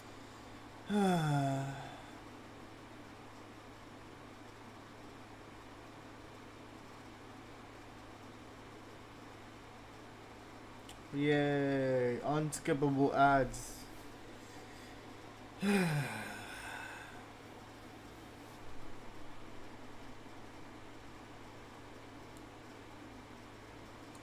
initializes Sage. Orbot and Cubot hug her and call her their little sister right away, which is a really cute moment, but Sage has other matters to attend to. Eggman fills her in on the mission, and he tells her that if things get too dangerous, she is to retreat immediately, and Sage can't help but give a little smile back to her father. This brief moment shows how much Eggman really cares about her, more so than any of his other creations, and the idea of losing her is something that he doesn't even want to ponder. It's a stark contrast to how Eggman feels about someone like Belle. The story then jumps to Sonic and Belle, who have made their way to Holoska by wagon. The two chat about the mission when they are suddenly interrupted by an egg pod dropping from the sky, containing none other than Sage herself. Belle's taken aback by Sage's ghostly appearance, and without going on too much of a tangent, it reminded me of the leaks for Frontiers that referred to Sage as the Ghost Girl. Sonic greets Sage, and Belle is quite frankly puzzled that he's already acquainted with her. Sonic quickly gives Belle the rundown that this is Eggman's newest creation, and like many of his villains, she initially tried to destroy him before eventually helping him save the world. You know, typical anime stuff. It's nice finally having Frontiers be recognized as an event in the comics. It feels like I've been waiting forever for this moment, even though it's only been slightly less than 4 years now. I know not everyone likes the interconnectivity of the different media forms, but I really enjoy how it all bridges together. Sage goes on to explain that Sonic saved her father, and for that, she gives him her gratitude. And this line is what sets things off. Belle gives Sage a look filled with so much attitude that you can hear the words, "Eggman is your father?" roll off her lips with disdain and a hint of jealousy. Sage looks back at her, and Belle is clearly annoyed at this point. Belle hasn't had the easiest upbringing by any means, and even though she has made great strides to overcome her fear of abandonment, it's evident that she still longs for the father figure that she lost. And now with Sage tagging along, the child of Eggman who is loved and receives attention and praise, things that Belle is deprived of, her presence alone is enough to get under Belle's skin.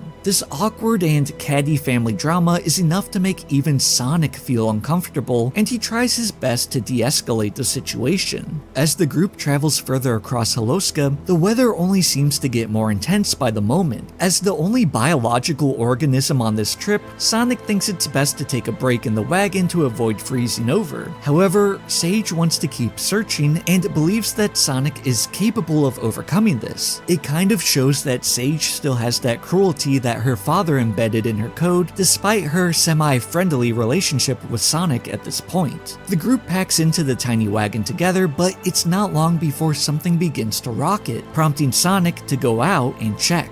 The second he steps out, something streaks by him, slashing his scarf in the process. Sonic tries to attack whatever that blur of snow and light is, but it easily evades him and heads straight for the wagon, tipping it over. Motobud lands upside down in the attack, and knowing they don't have much time before the attacker returns, Sage warns Belle to leave him behind, but Belle protests. She's not leaving him behind again. Before the battle for the Empire, Belle had to cut his power in a last-ditch effort to save him, not knowing if he would ever be able to recover. But beyond their friendship, Motobud also serves as a reminder of Mr. Tinker to Belle, so it's safe to say she won't be leaving him behind again. As Belle hovers over her friend, the mysterious foe crashes down in front of them. Belle's eyes turn red as they have before in the past, meaning only one thing: they've found Metal Sonic. However, there's something strange around his face. To me, it looks almost like a mechanical version of Starro.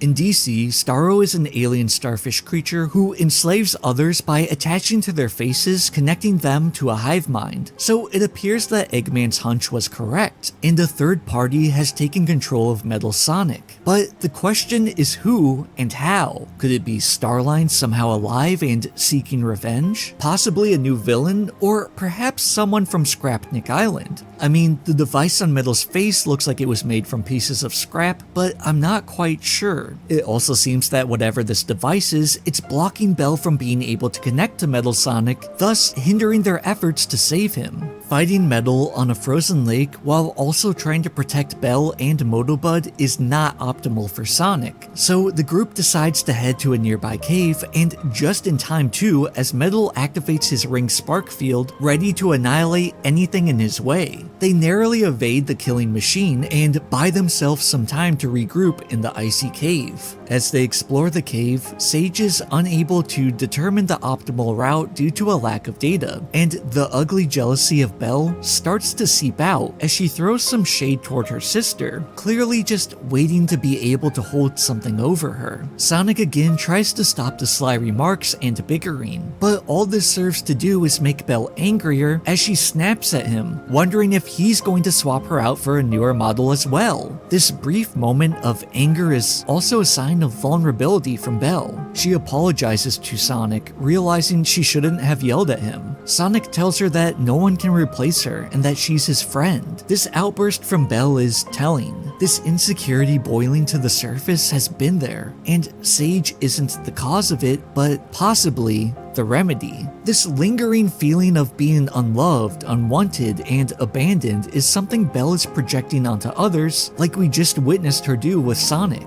Although Sage's remarks can sound rude or cold and calculating, it doesn't seem like she's necessarily trying to make Belle feel bad. Rather, Belle's insecurities are what's making her feel this way. This is clearly an unresolved issue that she's been running away from, and I think with the help of Sage, Belle might be able to overcome this in due time. As the issue comes to a close, a mechanical eye-like device, similar to the one on Metal Sonic, pops up behind the heroes, recording their every movement. Then, the monitor room we've seen several times before is revealed, showing multiple characters being watched, meaning that this is all the plan of some unknown shadowy figure. With these mechanical devices that are used to control and spy on the others being shown, my money right now says that this is Starline, since he was also very proficient when it came to robotics. But perhaps we will learn more about this mysterious figure and what their goal is once the heroes finally regain control of Metal Sonic. This issue felt like a return to form for the comics. I've been pretty vocal about my criticism with the last few issues, but they really did a great job in this one despite my worries with the continuity. The dynamic with Sage and Belle is one of the most compelling plotlines to date in my opinion, and this is a much better way to tackle family drama where they can use characters who clearly have built up issues that need to be resolved. But let me know what you think about Sage's introduction to the comics. Did you enjoy it, or do you think it wasn't great? If you want to learn more about Belle's story up to this point, check out my video here breaking it down. And alright, that was interesting. Little family drama going on in the IDWs. I see, okay. Let me see. Oh, Zach put, oh my god. Always bet on, alright bro. Zach put that in arts, okay. And here's cream in their donut, okay. I see, Sean, I got you. Let's see here. Let me see what's up next.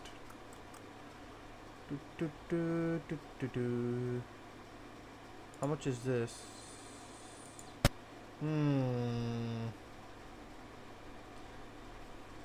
Okay. I might save the IDW video for next week, Sean. It's already been some time. Remember. Okay, I want to watch this the thing video, the Chaotix video. That's why. And I know that's like, I think 25-ish minutes or something. Yeah, 22 minutes. Okay. Let's check out the Chaotix one instead. Let me see here. Where's my time? What the heck? It doesn't tell my... Oh, there it is. Okay, it's up there. Never mind. Yeah, after watching the Chaotix video, it's going to be over 2 hours. And then there's still quite a lot of videos. So I might just save that for next week. And watch a couple of the shorts. And then watch Wyatt's playlist. Finish that off. And then we'll check out the other videos next week. Let's see here. Yeah, let's check out the Chaotix one here. Sonic presents the Chaotix Case Files Episode 2.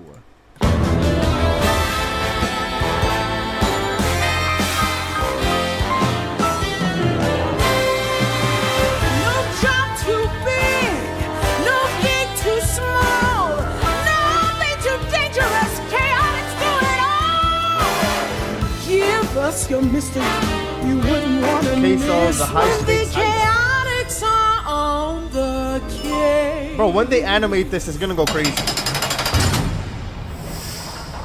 Can't believe Dr. Eggman has us trapped in these stinking cages. Yeah, seems kind of low tech for an evil genius. Also, I don't think that's gonna work, Vector. You're strong, but not that strong. Come on, Sonic. We have to try at least. Come on, bars. Vector's really strong, bro. I've already tried my best to escape. Eggman's got us locked up tight. Oh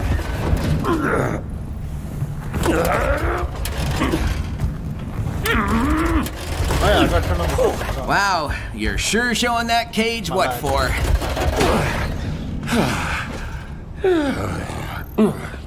Much as I hate to admit it, I think we're just gonna have to wait till someone breaks us out. I wouldn't count on that happening, rodent. My defenses just sent your pack of grimy little helpers running scared. Let us out of here, Eggman! Has that ever worked? Serious question. Well... No, wait! I don't care.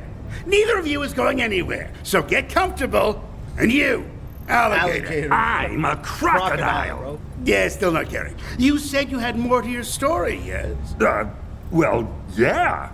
A lot more. Then get on with it! You were tracking a thief who was stealing ancient artifacts. A professor from Spagonia U hired your agency to find said thief. You heard about another theft perpetrated by Rouge the Bat. And... Okay. So, Story as time. I was saying, we've just been handed a... We've just been handed a brand new lead. So we hunkered down in the office to put our heads together. The Chaotix office had a rhythm all its own. The rattly ceiling fan, the squeaky chairs, the slow crumbling of the foundation. Other people called it loud and distracting. Welcome, Cheese. How you doing, bro? How you doing? Welcome, Jess. How are you doing as well? It's been a while since we have seen you. How are both of you doing? Yeah, we're checking out the Chaotix case files, bro. It's episode 2. Have you been keeping up to date with this, Cheese? Have you been keeping up to date? In a series of code violations. But it was music to my ears. Helped me think. Professor Torre's information about Rouge committing the second theft gave us a lot to chew over. Like a wad of bubblegum you find stuck to the underside of a chair. So, Rouge stole a different astroscopic lens? Well, I thought she only liked jewels. Hey, don't forget, Charmy. It might not even be Rouge. We're dealing with a thief who pretends to be other people. What's your take, SPO? Rouge. That bat is without honor. Inherently untrustworthy. Really? I always thought she was nice. Because you've never had anything she wanted to steal. Where did this theft take place? Torre wrote it down for us. It's a private residence, belonging to some super rich lady named Knackerworth.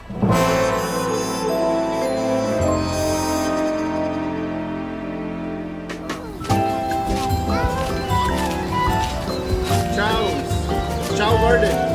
The Knackerworth mansion was quite the sight. High walls and higher society. The kind of place regular Joes like us couldn't even rent a room in. Wow! Would you look at all this? Fountains, hedge sculptures, and the house. It's bigger than the museum. Boys, we are in the wrong line of work. Agreed. HQ, come in. Nothing heard, Admin 1? Don't underestimate Gun. Heads up. We've got gun soldiers around the perimeter. Wow, those guys are everywhere. Why are they coming out of the woodwork all of a sudden? Good question. At least they're waving us in this time. Come on. Roger that.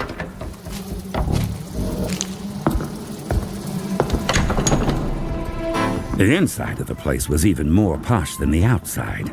Marble floors, polished wood ceilings. The kind of place a hard-luck PI could really get used to. Yes, hello. Are you the detectives? The dame coming at us didn't look rich. We could have passed her on the street and thought her nothing more than a blue-haired little old lady on her way to play bingo. Never cared for bingo myself. One little old lady screaming I could handle. But dozens of them? No thanks. Just the thought made my teeth itch. That's right, ma'am. We're the Chaotix Detective Agency, and Yes, good. I'm Edna Knackerworth. Pleased to meet you. You simply have to get my trophy back. Trophy? Do you mean the astroscopic lens, ma'am? Lens? No, trophy. I won it fair and square in a chow race some time ago. Then yesterday, that prissy little bat broke in and just took it without so much as a please or a thank you or an I'll be stealing your trophy now, ma'am, if you don't mind. Looked me right in the eye before she flew away. Raisin, I tell you. And if you don't mind my asking, ma'am, were your security people working when the theft took place? My security? Oh, you mean those soldiers? No, they just showed up this morning. I don't even know why they're here, come to think of it. Well, be that as it may, we're going to need to take a look around. Are you all right with that? Oh, of course. Please go and catch that trophy thief. Do what you need to. All right, boys. Time to put on your searching gloves. We need to go over this place with a fine-tooth comb. You have to wear gloves to use a comb? No, Charmy. It's a figure of speech. Well, two figures of speech, sort of. Just look around real carefully, okay? See if you spot anything that seems like it doesn't belong. No problem. Any combs I run across, I'll bring them straight to you. That's not what... Meet you back here when I'm done. I should have seen that coming, shouldn't I, Espio? From at least a mile away. The team went over Knackerworth's manor room by room. From the butler's pantry to the guest sauna, we left no solid gold sculpture or crystal tea set unturned, but found nothing. I was just about to call off the search when... Guys, I found something. Please tell me it's not a comb. Why would I be searching for a comb? Anyway, take a look at this. Recognize it? The thing Charmy held in his tiny fist was unmistakable. A brilliant green feather. Where did you find that? Up in the skylight. Only one person we know has feathers like that, and enjoys committing grand larceny. It's Jet, right? It is Jet, isn't it? Did I get confused again? Charmy wasn't confused. That feather had to belong to Jet the Hawk, along with Wave the Swallow and Storm the Albatross. They made up a notorious band of speed-obsessed goons called the Babylon Rogues. And the only thing they loved more than extreme gear racing was supreme gem chasing. That does look like Jet's feather. But since when do the rogues use disguises? That's a valid point. But this lead is too good to ignore. Charmy, are the rogues racing anywhere right now? Let me look. Let's see. Gear, rogues, now. I love search words. Did I ever tell you guys that? Sometimes I'll search for fun stuff like B and Best Detective and Who Is and Charmy. And guess what pops up? Charmy! Here we go. They're at an event in Metal City right this very second. How do you want to handle this, Vector? We have to move fast or they'll get away. I say we rush in, get right in their faces, and surprise them into confessing. You, think that'll work, boss? I can be awfully persuasive when I have to be. To the Chaotix Copter!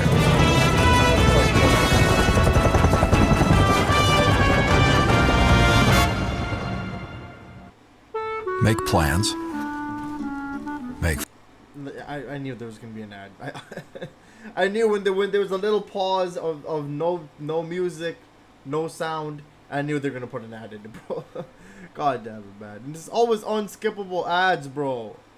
Oh my god. Okay.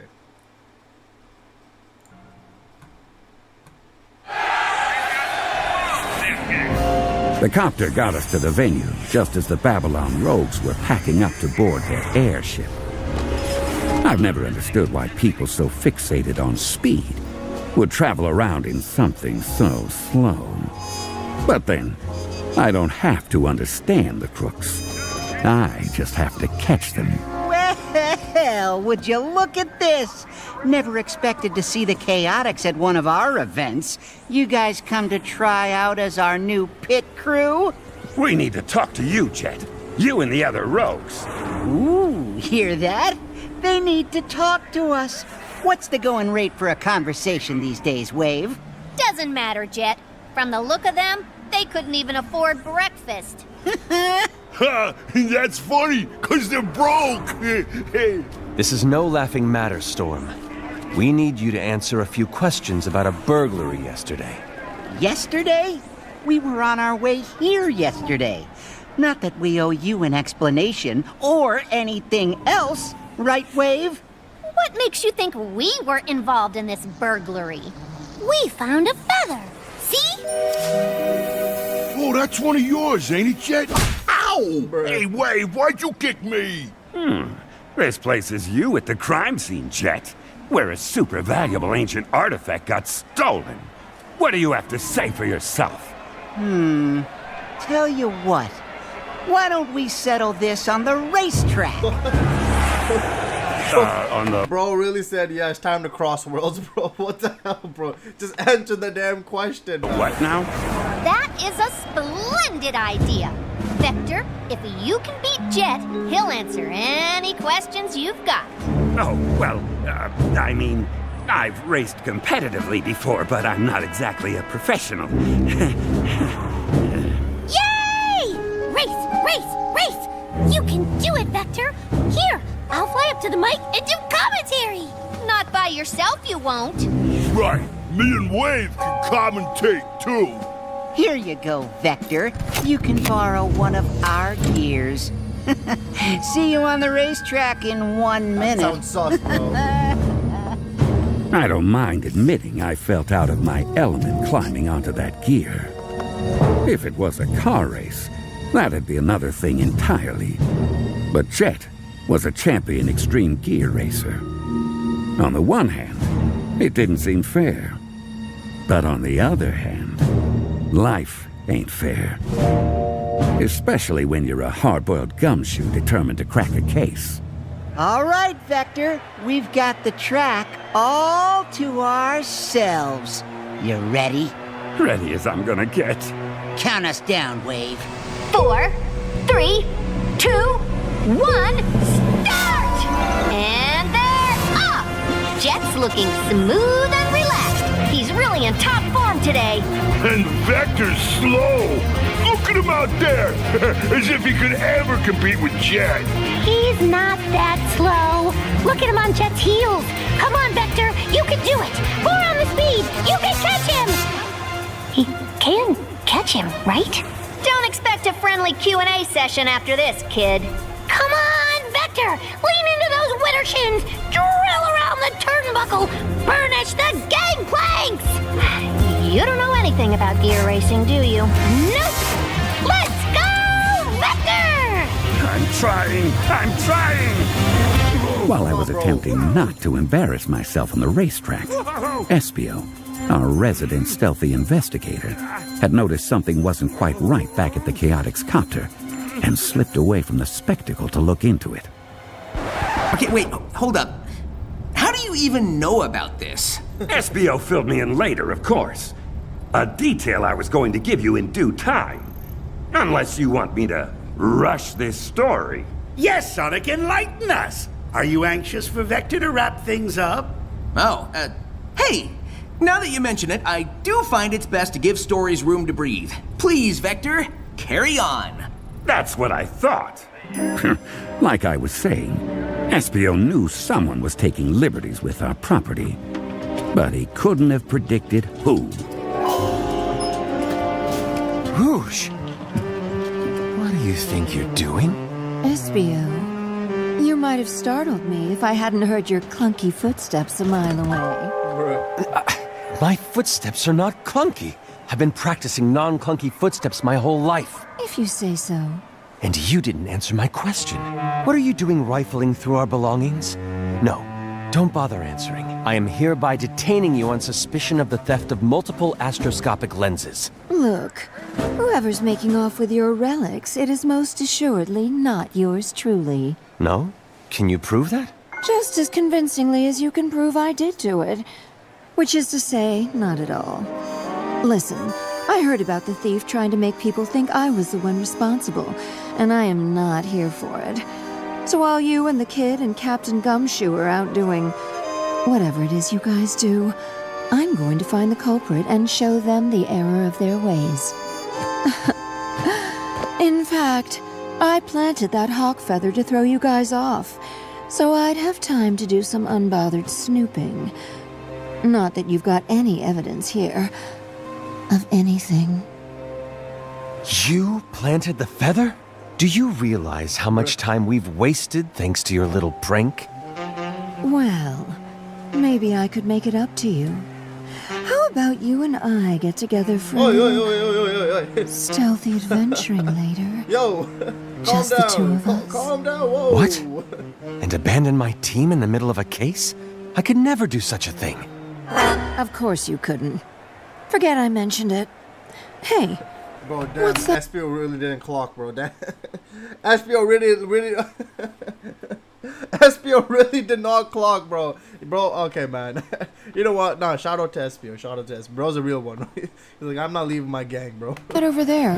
What's what over where? I And don't she's see gone. anything. Where'd she go? Meanwhile, back on the Metal City racetrack, it pains me to admit it, but I was just as much competition to Jet as a kid on a tricycle. Which is to say, not at all. What? You're still back there?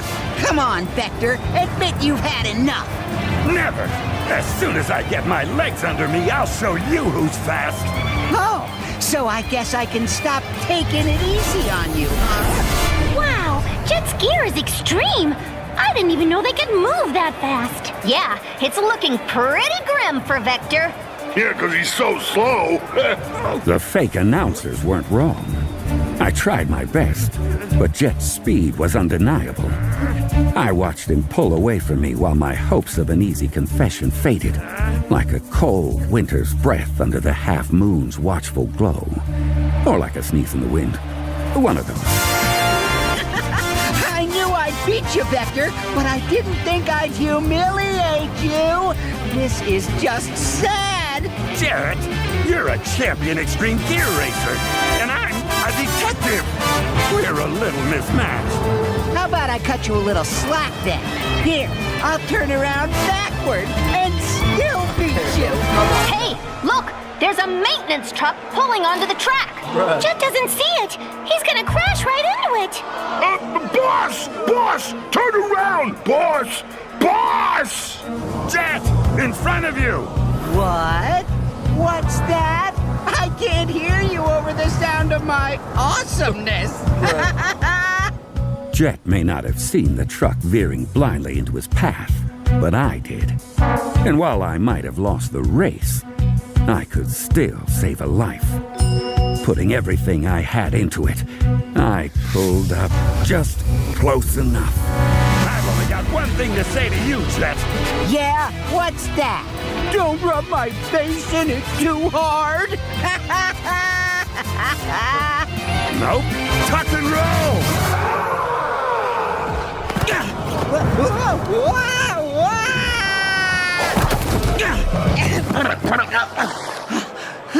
Hey! Vector just rawed Jet off his gear! That's cheating! He saved his life. You though. all right? Yeah, I think so. I saw that truck, you know, in plenty of time. I just let you act like you saved my life to make you feel better. Okay. Uh-huh. Yeah. Get your story straight. 'Cause Charmy, Wave, and Storm are almost here. Boss! You okay, boss? You almost spit the big one! Vector, you totally kept him from smushing into that truck.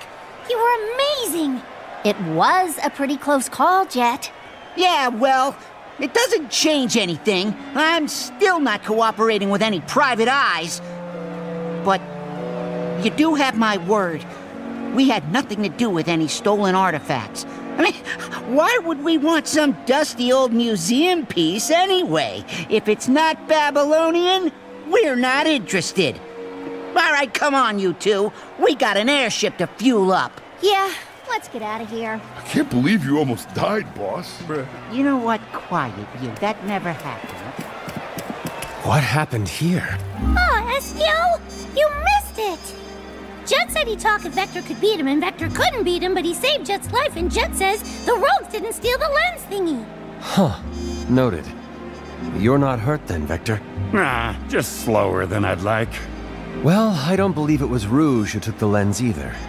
I just ran into her, back at the copter, and she proclaimed her innocence. Pretty sure she was telling the truth. Wait, Rouge is here?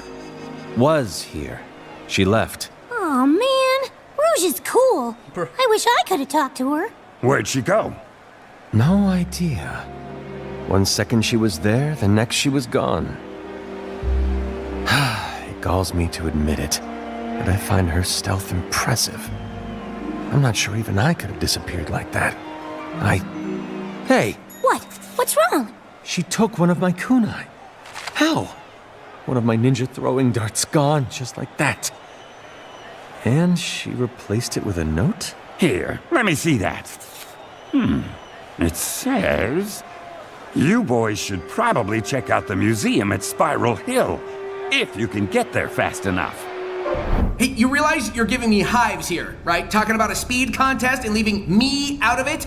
Yeah, well, you were very much not there when it happened, Sonic. So I don't know what you think I can do about it. Never mind all that.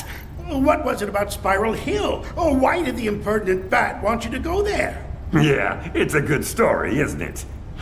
I've even got the notorious Dr. Eggman hooked. The notorious Dr. Eggman will drop you off a cliff if you don't get on with it. I need to know more about these ancient lenses. All right, keep your mustache on. We're just about to get to a really good part, involving a couple of friends of ours, Tangle and Whisper. Hey, that's the end of the video.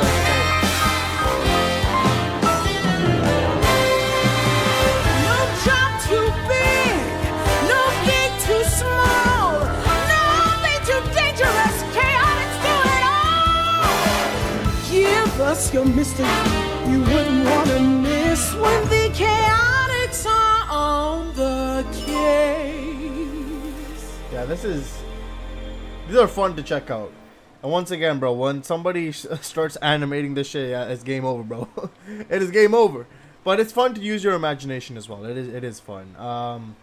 As for what is happening in this case or in this episode, Espio has no game, bro.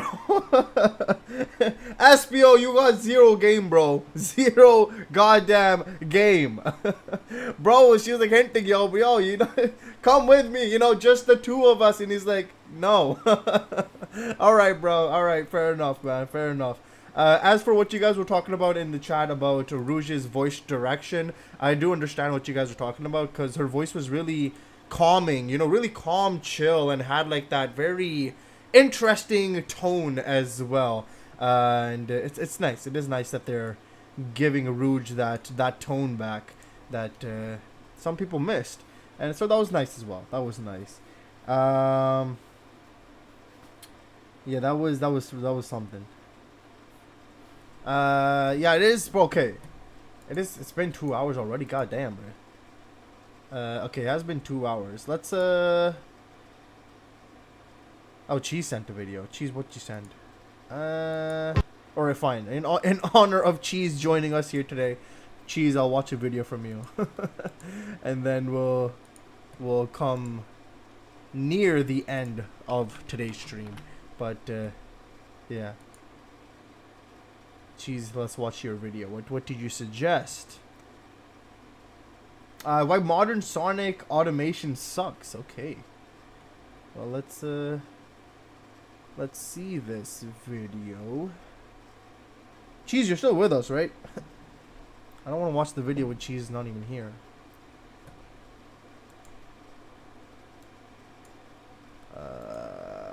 Okay. Cheese, you here, bro? I'm sure when all these episodes release, we can suggest all the animated episodes. Someone will make it 100%. Somebody will. I am sure somebody will whenever that happens. Oh, Cheese is here. Okay, Cheese is here. Nah, I vanished into the void. Alright, Cheese is still here. Okay, Cheese, you suggested this video, so I'll honor your suggestion here, and we'll watch this video. Why modern Sonic automation sucks. And yeah, let's watch this video, and then we'll probably end things off after watching your playlist, White. I did not forget. Don't worry, I have not forgotten. We'll check out the playlist, and then we'll end things off for today. So let's see this video. There has been an issue with the 3D modern Sonic games ever since the beginning. And as of late, 25 years later, it's grown into a much bigger issue that is seriously holding these games back. And that is automation. If you're unsure exactly what that means, in simple terms, it refers to the forcefully scripted sequences within levels. Let me give you an example. You're playing Sonic Frontiers, and you come across a sequence of platforms in the open zone. You jump on the spring, and it throws you onto a rail, to which the game moves Sonic automatically and completes the platforming for you. You didn't do anything, you just jumped on the spring, and the game did all of the work for you.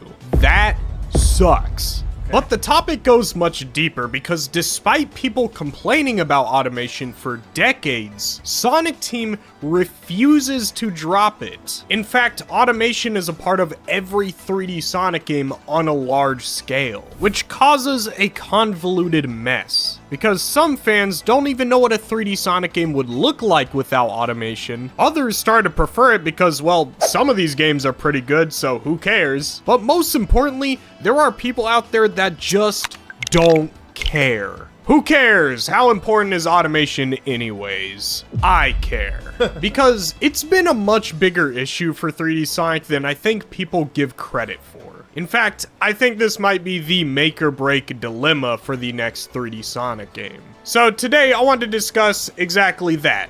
Why automation needs to die. And also why you, the viewer, should care. And if you like this video, make sure to like and subscribe with the bell. If I reach 50,000 subscribers, I will cover all of the DIMP Sonic games in retrospectives. Shout out to Escape to the City, and let's jump right into it.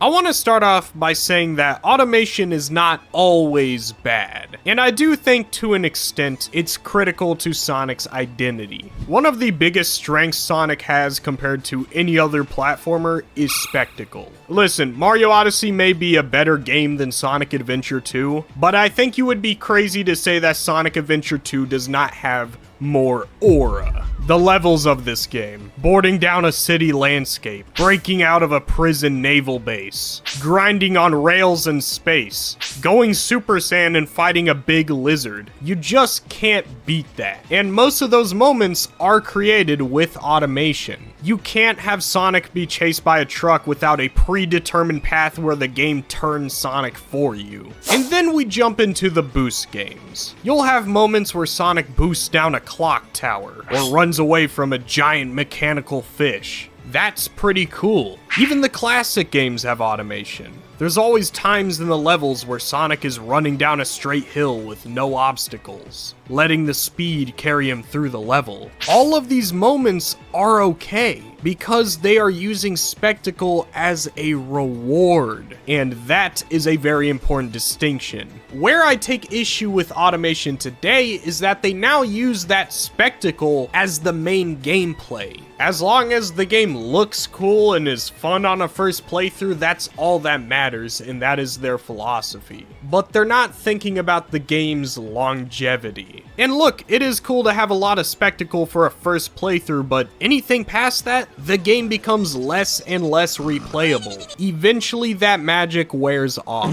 Sonic Adventure is the least automated 3D Sonic game, and we'll go back to that in a minute. But every game afterwards just got worse and worse with it. That doesn't mean all of these games were bad. Games like Sonic Unleashed and Sonic Generations, while being very reliant on automation, used it to their advantage. Instead of playing the game for you and holding X to win, it became a game about timing your actions. Sure, the game is mostly on rails, but are you able to react fast enough to upcoming obstacles? Are you able to master every beat to a stage? And that is ultimately great. If the next Sonic game is gonna be automated up the ass, with a bunch of dash panels and springs and very easy homing attack chains, and there's no other choice, then I'd hope that they would design the next game like Generations or Unleashed, because those games coexist with automation better than any other Sonic game. But I don't really have much hope for that, if I'm being honest. Because right around Sonic Lost World is when Sonic games stopped coexisting with automation, and instead began relying on it.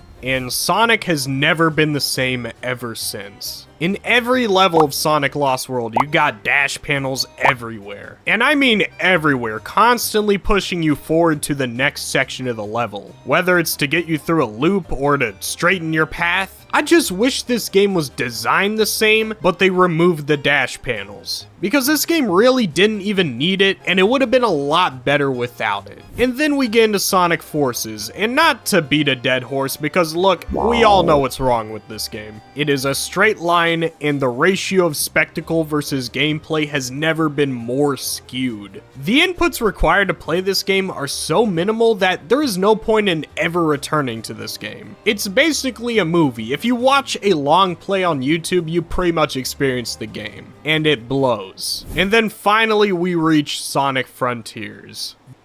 With AlphaSense, you're not just monitoring the market, you're building.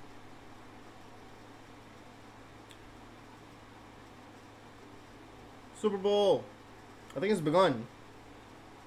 It's time to begin, something like that. This game has a lot of issues with automation, but it's also a breath of fresh air, and let me explain why. Sonic games have been restricted for so long with linear level design and constantly being forced to go where the game wants you to go that nobody has ever felt what it's like to not be told what to do in a Sonic game. And that is what makes Sonic Frontiers feel so fresh. You can run over here and mess with this thing, and then instead of getting a Chaos Emerald, you can run over here and do a cyberspace level. That freedom the game gives you, even minimal, makes the game so much more fun without even trying. This is the theme of today's video. Players want control. Sonic Frontier still had very automated platforming. Honestly, some of the most automated platforming in the series. But the simple smallest thing of being able to go wherever you want and not be told what to do makes this game that, to be honest, isn't that impressive in terms of gameplay, a much better game overall. And then it gets better when you jump into the third content update for the game. Almost all of the platforming in that update was not automated, and as a result, it is some of the most fun you'll have in a 3D Sonic game in general. Seriously, it's some of the most fun I've had with a Sonic game, and I didn't even like it at first. I used to think this was a very frustrating part of the game, but after returning to it, I found the platforming is a lot more fun when you don't have the game holding your hand.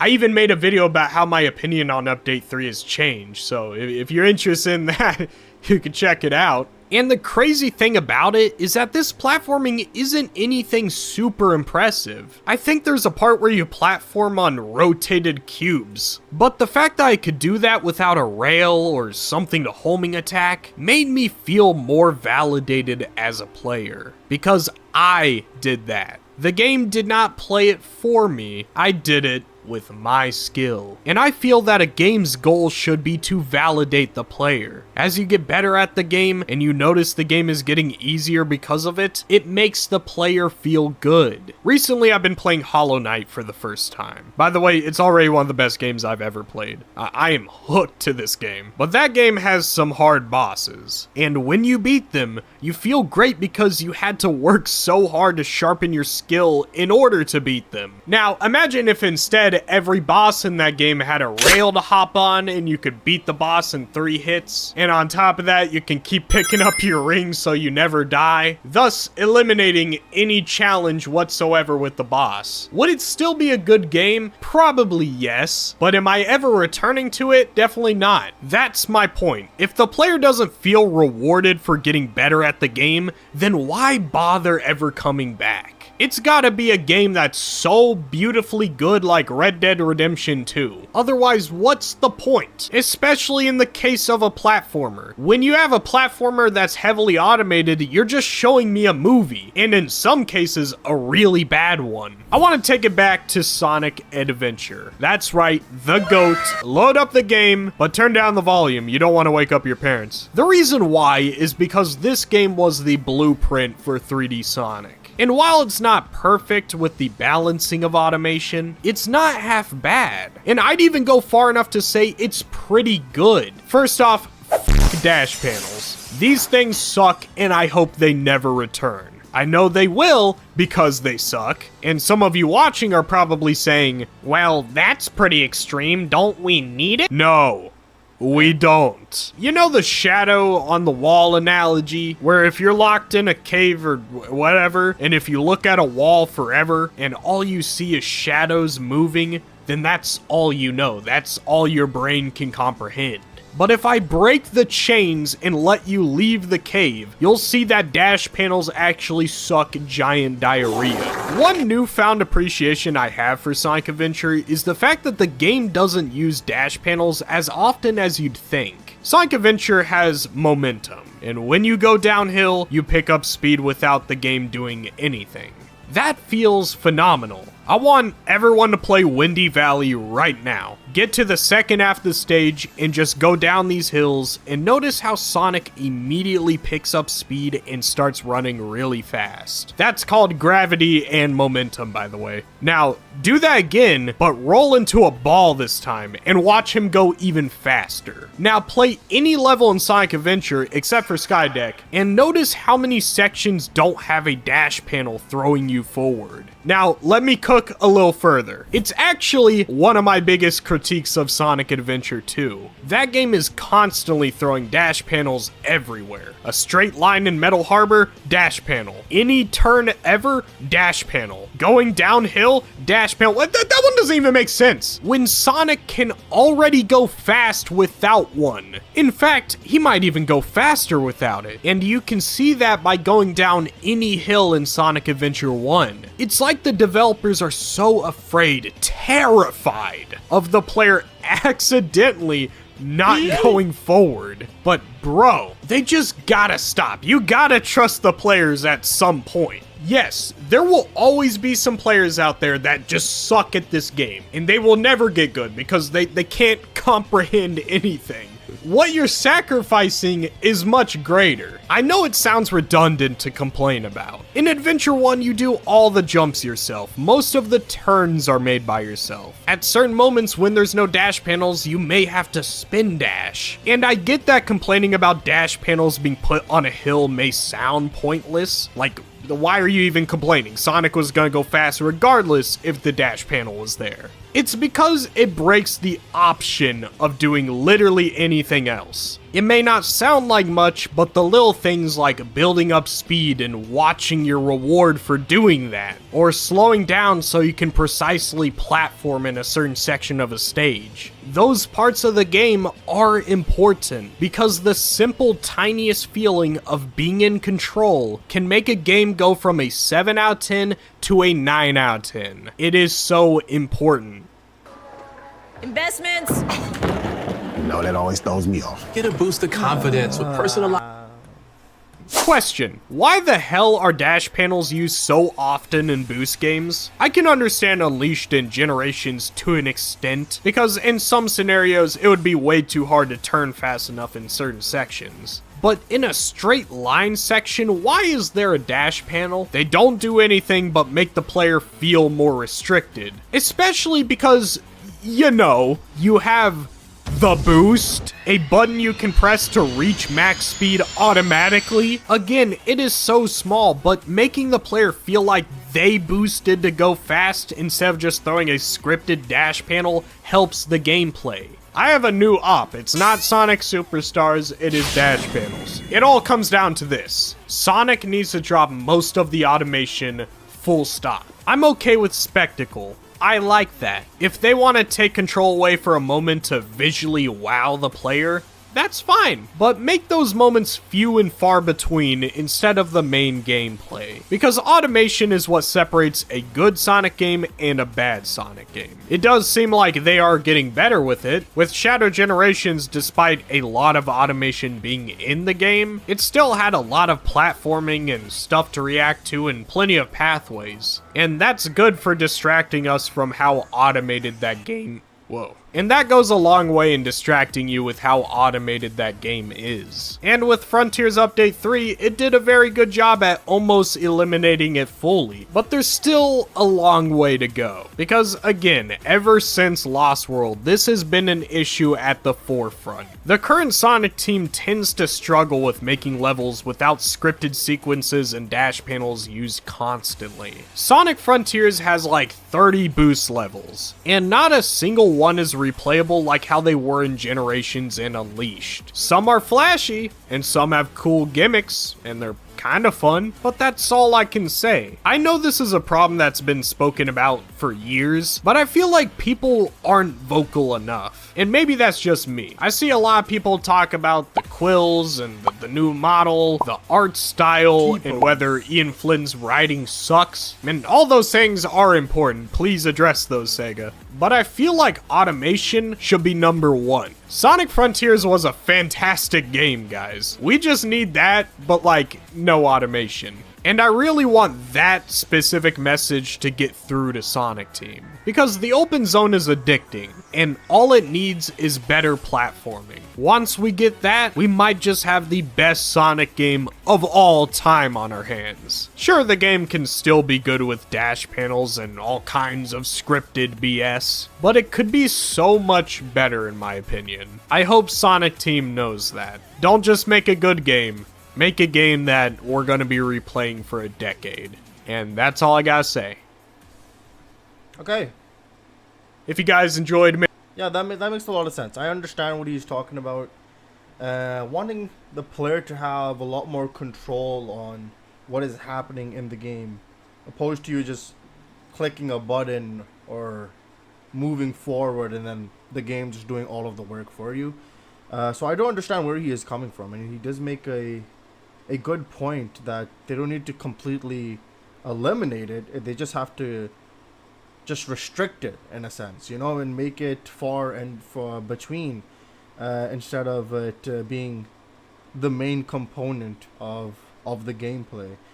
So that was a good video, Cheese, explaining that, because I mean, that is true. And if you want to play the game, you want to play it how you want to play it, right? Not just press a button then okay, yeah, the game does the work for you. Like, you know, you wanna feel rewarded. You wanna feel good that you are doing all the work and you're improving. Because I mean, if everything is automated, then you're not gonna improve anything at all. You just click a button, then okay, cool, the game does the work for you. So you want to improve, you know, your skills, and making it time based and everything like that could definitely help, opposed to it being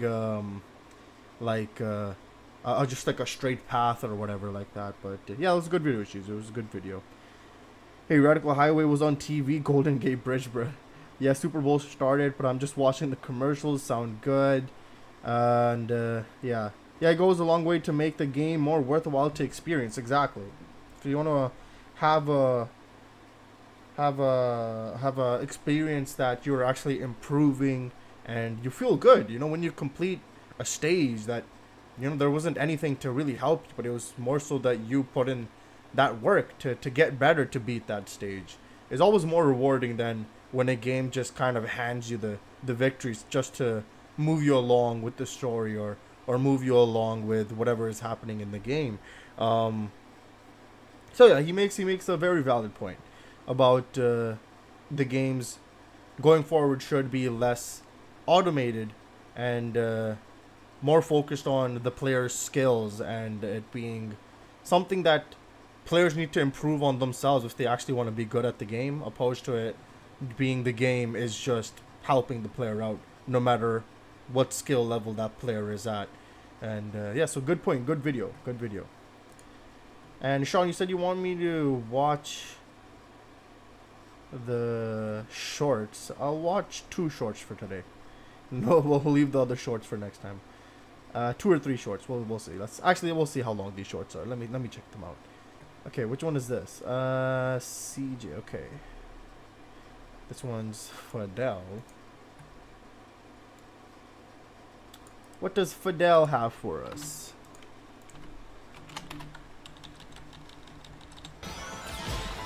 Move, you. Oh my Savok, God. you bastard! Why do all of you have things? I'm gonna. Hey, yo, what? Damn, bro, I was literally so happy. I had it, man. Oh god. Oh god. You don't understand. Uh-oh. Oh no, Pikachu. You don't get it. Run. You don't get it, man. You don't. Oh god. Pikachu was about to get it, man. He survived. Yeah. Oh man. Fidel, man. I think Crossworld's really be getting on y'all's nerves though.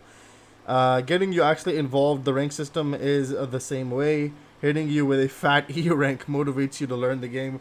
Facts, you're not wrong. A lot of the times when I was playing, and I played some of the levels, and I was just complete ass. I was so bad.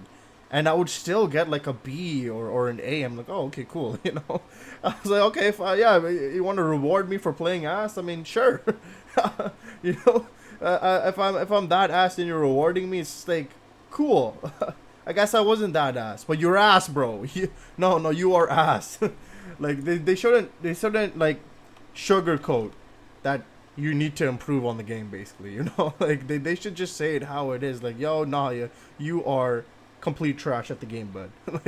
like keep trying, keep getting better, and that helps with replay value as well. You know, because you're playing that level over and over and over and over again, so you can improve on playing the game and getting better. And I think that's just beneficial for the game as well. Now, obviously, I know you guys, or not you guys, but some people in the community complained about the Sonic Frontiers update. Which one? I forgot what it was, but it was like this impossible level or something like that, or impossible mode, whatever it was called. And people were crying about how hard it is and how difficult it was to beat it. Then get better at the game. That's the whole point. That is the whole point of that mode or that gameplay. It's so that you keep playing and get better. You know, what's the point of playing the level once and getting, let's just say, an S rank or whatever like that? Like, are you really gonna feel good? Like, are you really gonna feel happy? You know, you'd rather like taste bottom, you know, be at bottom so you can taste how it feels to actually be good, you know, to actually get an S rank. And I feel like that they should definitely do that for games going forward, instead of keep people complaining and crying about, oh, it's so hard, it's so difficult, I can't do this. Bro, just keep playing and you'll get better. You know, you don't always need to be good on the first damn try. You shouldn't. Not nobody, but most people should not be getting S ranks when they're playing it for their first try, except for you, unless you're like completely immersed or very experienced in Sonic games. Like, it should really be like that people should play that level over and over and over again if you want to get S rank, and so you learn how to play the game and you learn how to use your skills to your advantage, opposed to just boosting the shit out of the game and getting the end goal in like 3 minutes time or whatever like that, and then you're getting an S rank. Like, no, that should just not be the case, bro. It shouldn't be just like, oh, you boosted it, and, oh my god, good job, you got it under 2 minutes, okay, you got an S rank. Like, no, bro. There should be some skill required to get an S rank. I mean, if everybody's getting S ranks, what's the point of even ranking a person? You know, what's the point of ranks if you're just gonna throw S rank or A rank at anybody? Doesn't matter what type of skill you're like. Hell, I was getting A ranks and S ranks, and I've never even played much Sonic games before. And you guys see how bad I am, you know, when I was playing those damn games. And I was still getting S ranks or A ranks. I'm just like, bro, why? You know? Like, that just should not be the case. Like, it's not even rewarding. It's just like, oh, cool. Like, this system is so easy. The grading system is so easy, you know? So yeah, they should be more strict. They should be more strict and reward actual skilled players. And opposed to it just being, anybody can get S rank. It should be like a pedigree. It should have a pedigree to it. But yeah, I think that's my enough rant for now. Enough ranting, but good video, Cheese. Good video. You got my feathers ruffled, man. Just a little bit. Oh my god, we're back with this guy. But for now. Dance with Destiny.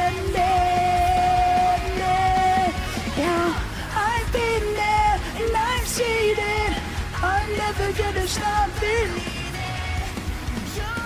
Find your flame. Hey, yo. Now we go. What the?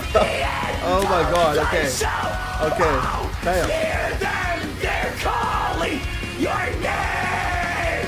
Yes, 'cause in the end, it's you and your friends. You find your flame.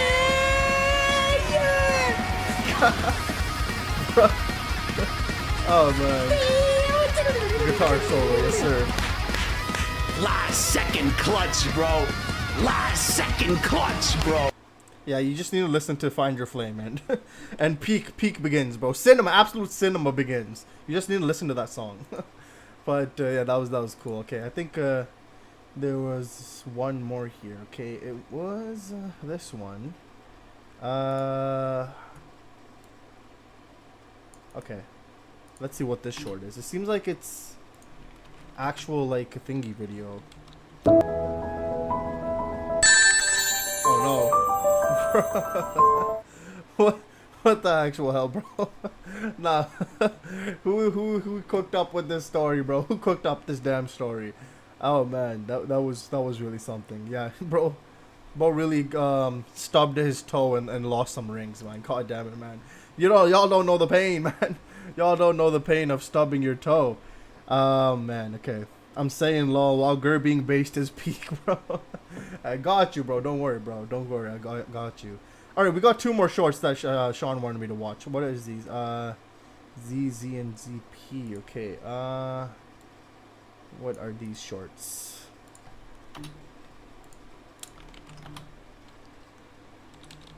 Why am I getting yelled at by a bunch of emo people? What? What's going on? My outfit like, is emo? why are y'all trying to clock How my is this tea? emo? Time for me to roll up out of here. Bye-bye. You're not gonna clock mine. Come on, man. Shadow is not emo, man. Come on. Don't do Shadow like that, bro. He's just going through some things in life, man. Come on. Come on, man. Oh, man. Okay. Let's see the last video for today. Then we'll get into some Wyatt playlist. And then we'll end things for today. Which one is this? I've been here for 4 days. Oh, I don't even think I won't make it out of here alive. Fuck, you might not even make it out of there dead. What? I can't fit through there. Well, find another Grim Reaper who can. What, you want me to call the Slim Reaper? There's only one Grim Reaper. Oh, fuck you. I'll go die in a hole. I'm trying. I've been here for 4 days. SGA, man. God damn it. Slim Reaper, bro. Is that... that's Kevin Durant, bro. What the heck? That's what they call Kevin Durant. Slim Reaper. Alright. That was the last short. Or the last video for today. And we'll check out this playlist now to end things for today. Bruh, Patrick, Batman. It's totally not a phase lol. Shadow been the ambassador of emo. I sent something to the Discord. What'd you send? What is this? You cracked at Mario Kart. I can't see anything, bro. Bro, we can't see anything. Hello? Bro, we can't see anything, bro.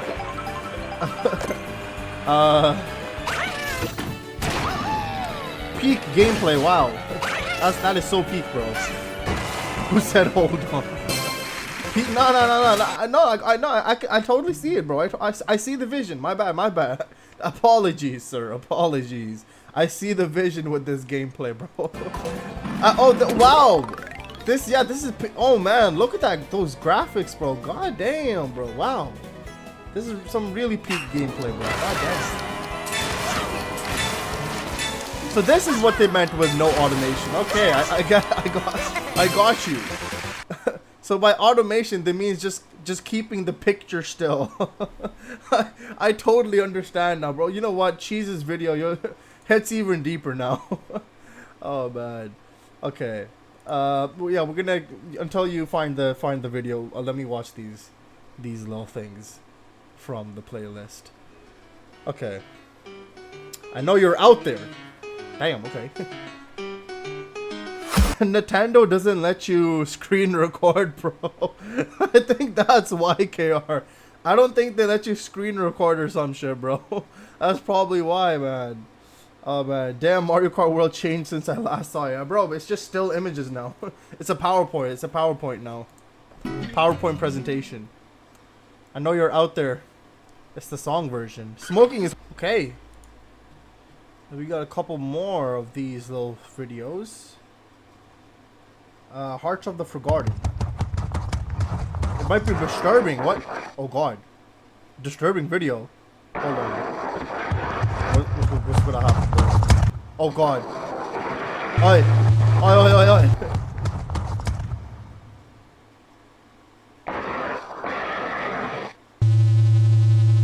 Oh god.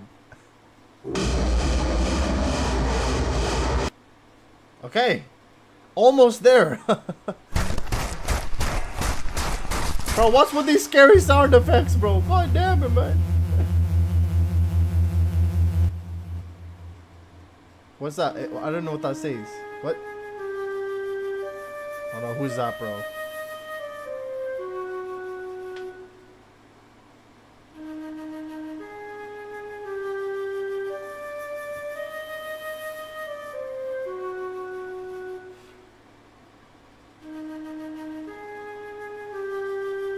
Bro, how many hearts did this guy get, bro? Holy shit. God damn, man. How many hearts you need?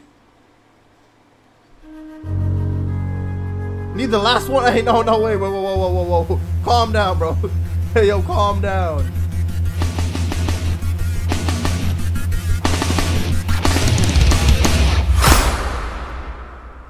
Okay, next one is called Repentance.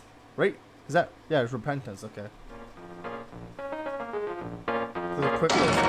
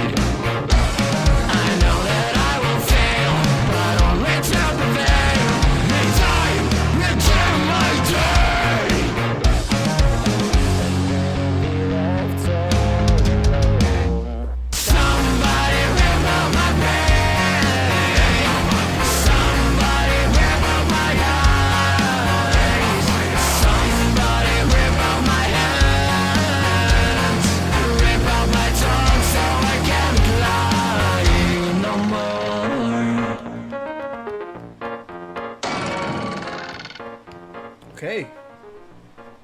Nice quick little song here. Next, Road to Oblivion. Next week marks 100 years since the Warden declared war on mankind. President of the Ordained Regiment, Ron D. Staplin, will hold a worldwide moment of silence and an honorary ceremony.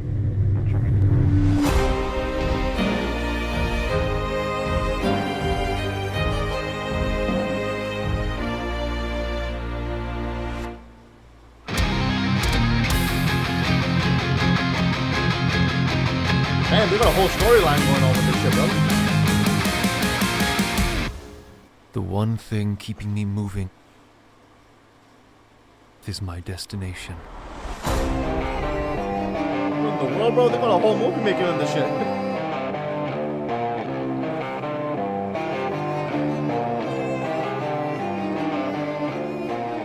Coming to theaters? Wait, what? Hold on. What theater is it coming to, bro? Oh god, this video may potentially trigger seizures for people with photosensitive people. Okay, well, if you guys are sensitive to photos and stuff like that, please do not watch this, okay? But let's see this last video. End of this playlist. That song was damn really good, bro. That song was really damn good. Yeah, that was something, man. That really was something. It was cool checking out their music. So yeah, that was nice, White. Thank you for that little playlist. Okay, I sent something. What did you send, KR? What did you send? You sent it again? Or no, something else? What is it? Oh my god, did you you made it you made it into a short for me? Ain't no way, bro. Okay, I got you, bro. I got you. Oh man. Alright, let's see this now.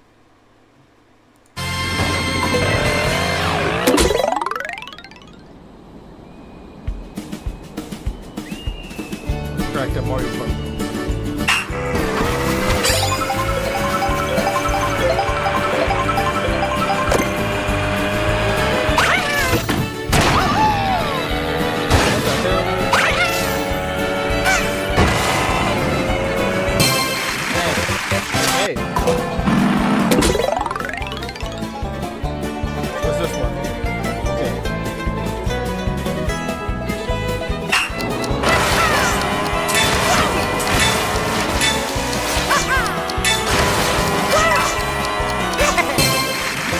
Damn, okay. Yeah, let him cook, bro. Let him cook, KR. Damn. Yeah, bro really turned it into a short for me, man. That's some dedication. I can't cap. Yeah, exactly. Wow, the dedication, KR. Exactly. Yeah, that was pretty skilled. Pretty damn skilled. Okay. That is it for today. We done. We are done for today. So thank you all for the suggestions, for the comments, and for being here. The rest of the suggestions I will check out next week. And, yeah, that was fun. That was pretty damn fun. I'm just him. Exactly, bro. You're just him. Thank you all once again for being here. Thank you for the comments, suggestions, and the good time. I really hope that all of you have a great rest of your day or night. And obviously a great rest of your week as well. We will be back next Sunday. And with more awesome content to watch with you guys. So I hope once again you all had a fun time. Just like I did. And yeah, I'll be seeing you very, very soon. So until then, please do take care. And I'll do my 10-second countdown now. So 10, 9, 8, 7, 6, 5, 4, 3, 2, 1. All right. Goodbye for now. Thank you all once again. And I will see you very, very soon. Take care and goodbye.